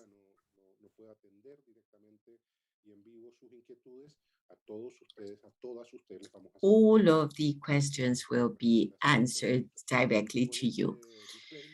So with this disclaimer, Executive Secretary, this is going to be the last block of questions or group of questions. Daniel Colin from TN23, Guatemala.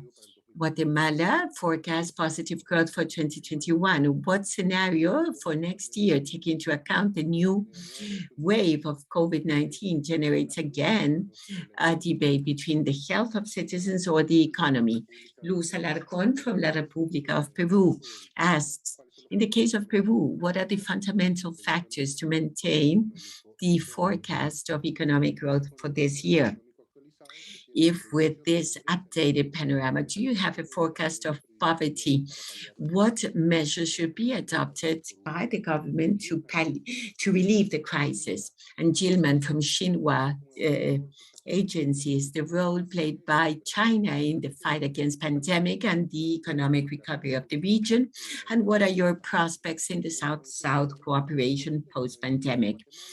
So from Guatemala, Luz Alarcón from Peru, Jean Nan from the Chinese agency Xinhua. I give you the floor. Thank you very much. Daniel Colin, I greet you from TN. 23 is always with us. Colleagues from Mexico as well are always with us. Thank you very much to you. CEPAL considers that the forecast for 2021 is based on the recovery of economic activity, but as I've said before, has a major component of statistic drag. But there is no doubt that in the case of Central America and Mexico, it has a lot to do with the boost of family remittances. This is something to be highlighted. In Guatemala, we have a growth of 4.6%, next year 4%. And also it is very much related to the economic growth of the United States of America, where the economic activity, hopefully the progress in vaccination, we are concerned about Guatemala, it's not that ahead in immunization. Central America calls for greater push course, there are differences among countries, but the economic activity, vaccination, and remittances will reactivate consumption of families. The growth of the United States economy has an impact on these remittances and the exports of Guatemala. And we believe, or it is expected sincerely, that the Guatemalan economy adopts a stable pace. Our projections for 2021 is 4.6, but for 2022 it is of 4%. So it is a country that really adopts a more stable pace. And it is there you have the and based on expectations of growth of the USA, that can be translated into remittances, but as well exports. Also, sectors like transportation can be recovered, tourism, construction can recover dynamism, but there are always uncertainty, risk factors that can jeopardize these figures. All of this is related, of course, of a new wave, a new outbreak, what fiscal adjustment policies will come from the US in the near future, and also prices of raw materials. But we are optimistic. We believe that Guatemala, and especially Guatemala being part of the comprehensive development plan of the North of Central America and Mexico, important resources may arrive in order to bolster such important aspects like, for example, yesterday with the World Food Program, we were analyzing these elements that are being conducted in Guatemala, where you have school, food with local producers. That is, local production is being strengthened thanks to the World Food Program of the UN, FAO as well, trying to incentivize the agro-food part. But there is no doubt that there are very important proposals of investment, and one of them is the prosperity border with Mexico. There are high hopes in that there will be an important recovery. What's important is, of course, to accelerate immunization in Guatemala. It's 6.2% of population with total vaccines. And we need to support from international community for Guatemala to have access to vaccines and have greater immunization. Luis Alarcón from La República Peru. In the case of Peru, what are the factors to maintain the review, the forecast for this year, poverty for Peru? Well, for Peru, we have increased the growth forecast, and this year will rise to 10.6%. We do so because there is better data on activities, better than expected in recent months. The monthly indicator of economic activity did have an important rebound of 23.5 interannual in June 2021, far better than what had been expected by consensus. GDP grew almost interannual 42% in the second quarter, and in the first quarter, the economy increased almost 21% interannual. The economic activity, in fact, well, we could also have a drag of 17%, according to the Peruvian Bank of Credit explains it with the release of the funds from the pension funds and the demand for energy, electricity, and consumption that is rising very dynamically. Consumption also linked to domestic consumption, which has been a factor of dynamism, and also investment that has dynamized self-built construction that has been brought about by the availability of the savings provided by the pensions and a record revenue for the last 20 years in terms of public investment. And of course, Peru is a very relevant producer of raw materials. Copper, gold, zinc, and the terms of trade have been very favorable for that. Mining, well, has also a relevant rebound. So the forecast is we'll have a growth higher than what was forecast in June, with expectations that are relevant, with the financial accounts also very important for Peru. And well, with the updated economic outlook, the poverty figures are at about 28.4%, which does represent a 13-point increase in comparison to 2019, and extreme poverty 3 to 8.6.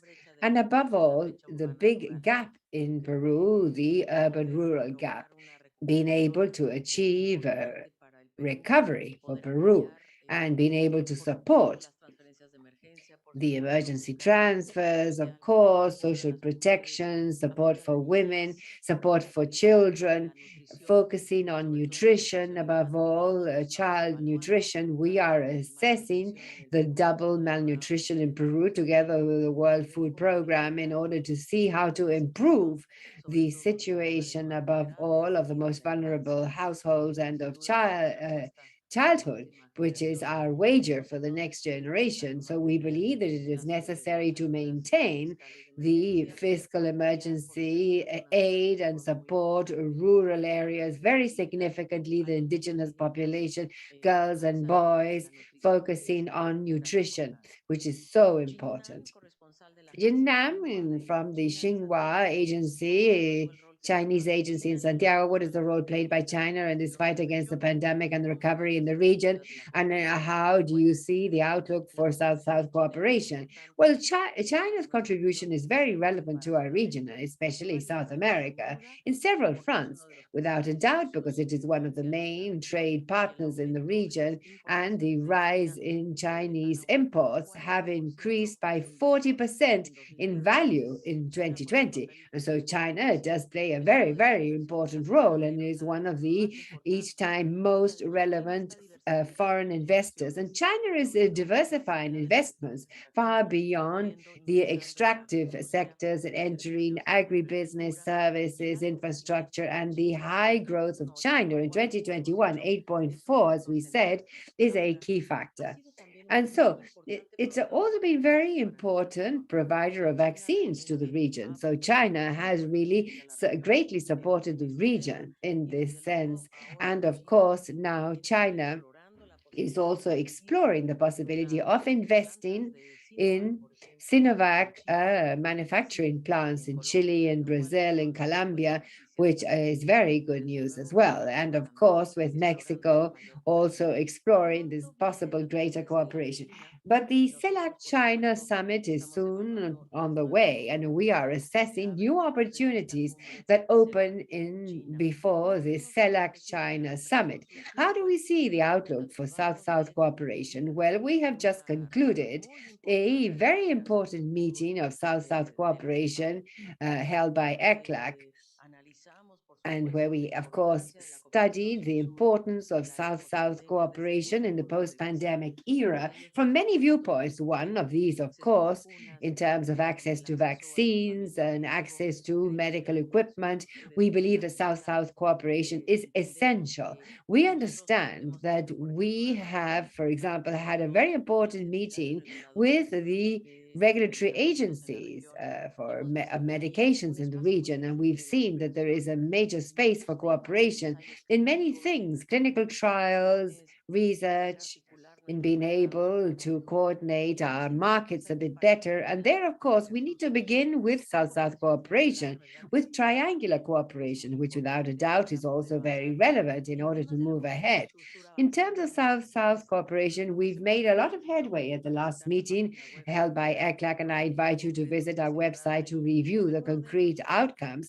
But one of these was to proclaim the Decade of Action, which has also already happened within the UN, but the BAPA plus 40 document, which is the key document for this solidarity mechanism, South-South solidarity.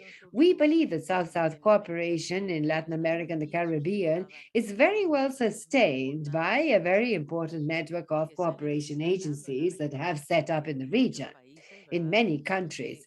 And the cooperation network is moving ahead with South-South cooperation programs, very concrete things. One of these is Mexico with the North and Central America, also Chile with Central America, Chile with the Caribbean, Brazil greatly supporting through their ABC agency. So in the region, we do have a series of possibilities in order to improve the efficacy of South-South cooperation and, of course, attract greater triangular cooperation in the terms that the region most needs.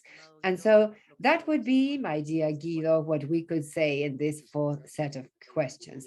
Well, thank you very much, Executive Secretary. I thank you and merely repeat, my dear colleagues, that we have reached the end. In fact, we have passed our limited time assigned for the press conference and launch. We thank you for your will to attend and set time aside in your agenda, and that the Executive Secretary has taken time to answer as many questions as possible of those sent in.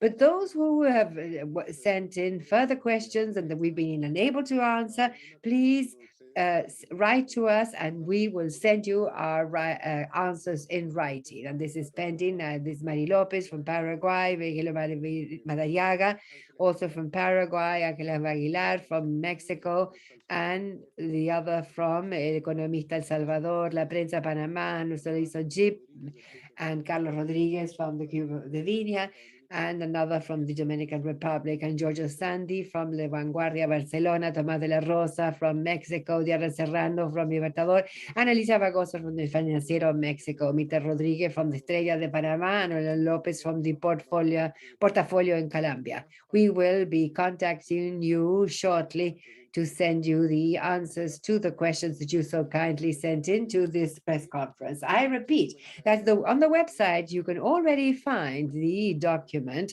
of course, the survey as such, launched by the Executive Secretary, and also the presentation offered by the Executive Secretary. And on Flickr, the ECLAC Flickr account, you can find the photo album of this press conference and launch. And all of this is available to all of you. And we're at your service for any other query that you may have and may send us with regard to this conference. Mrs. Bárcena, before saying goodbye, I would like to invite you to share with us any final remark within the framework of this conference and launch. Well, above all, confirm that our team is at your service.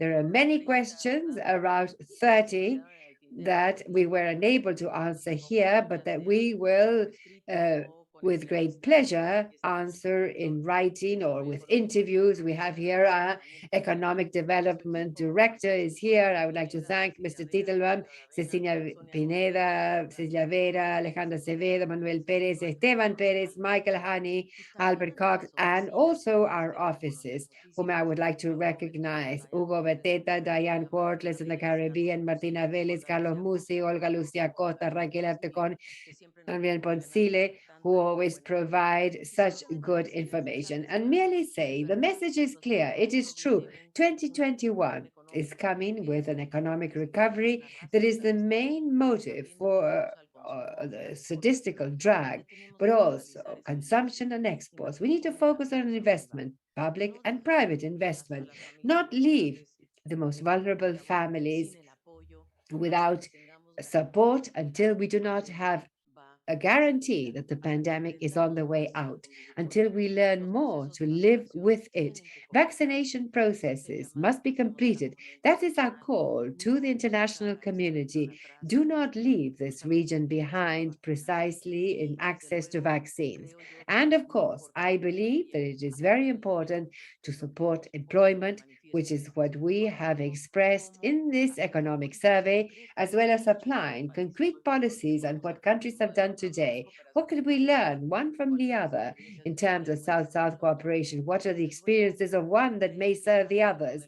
And I would say the change in the development model is essential. We cannot take our finger off that line, that the extractivist development model that concentrates wealth and income and that is not sustainable sustainable, this must be changed. We must move away from this culture of privilege towards a culture of equality, of sustainability, of inclusion, and of course, a greater economic dynamism, but real, genuine dynamism that is accompanied by employment and by better environmental sustainability prospects. So thank you all very, very much. I would like to really thank our ICT team, Gabriel Morales, Javier Espinosa, you, yourself, Guido, and your entire team at the Press and Public Information Unit. And of course, Sally Shore and an excellent team in publications. And of course, we cannot forget Blanca Ayaga with her great support for these launches. So thank you all very much, everyone. Daniel, thank you and your entire team. Thank you, all of you, for your attention to this survey, which I hope you will find useful. Alicia Bárcena Ibarra, as Executive Secretary of the Economic Commission for Latin America and the Caribbean, we thank you for this launch, and we will meet again soon. And we once again express our gratitude to the journalists that have accompanied us. We will meet again soon. Thank you for your messages, your ideas, your proposals, Executive Secretary. And so we adjourn this meeting. Thank you. In the very year that the United Nations launched Recording the Decade for stopped. Action to ignite a more purposeful understanding of the part of the international community towards advancing the 2030 Agenda for Sustainable Development, the world has confronted unprecedented change in the specter of COVID-19.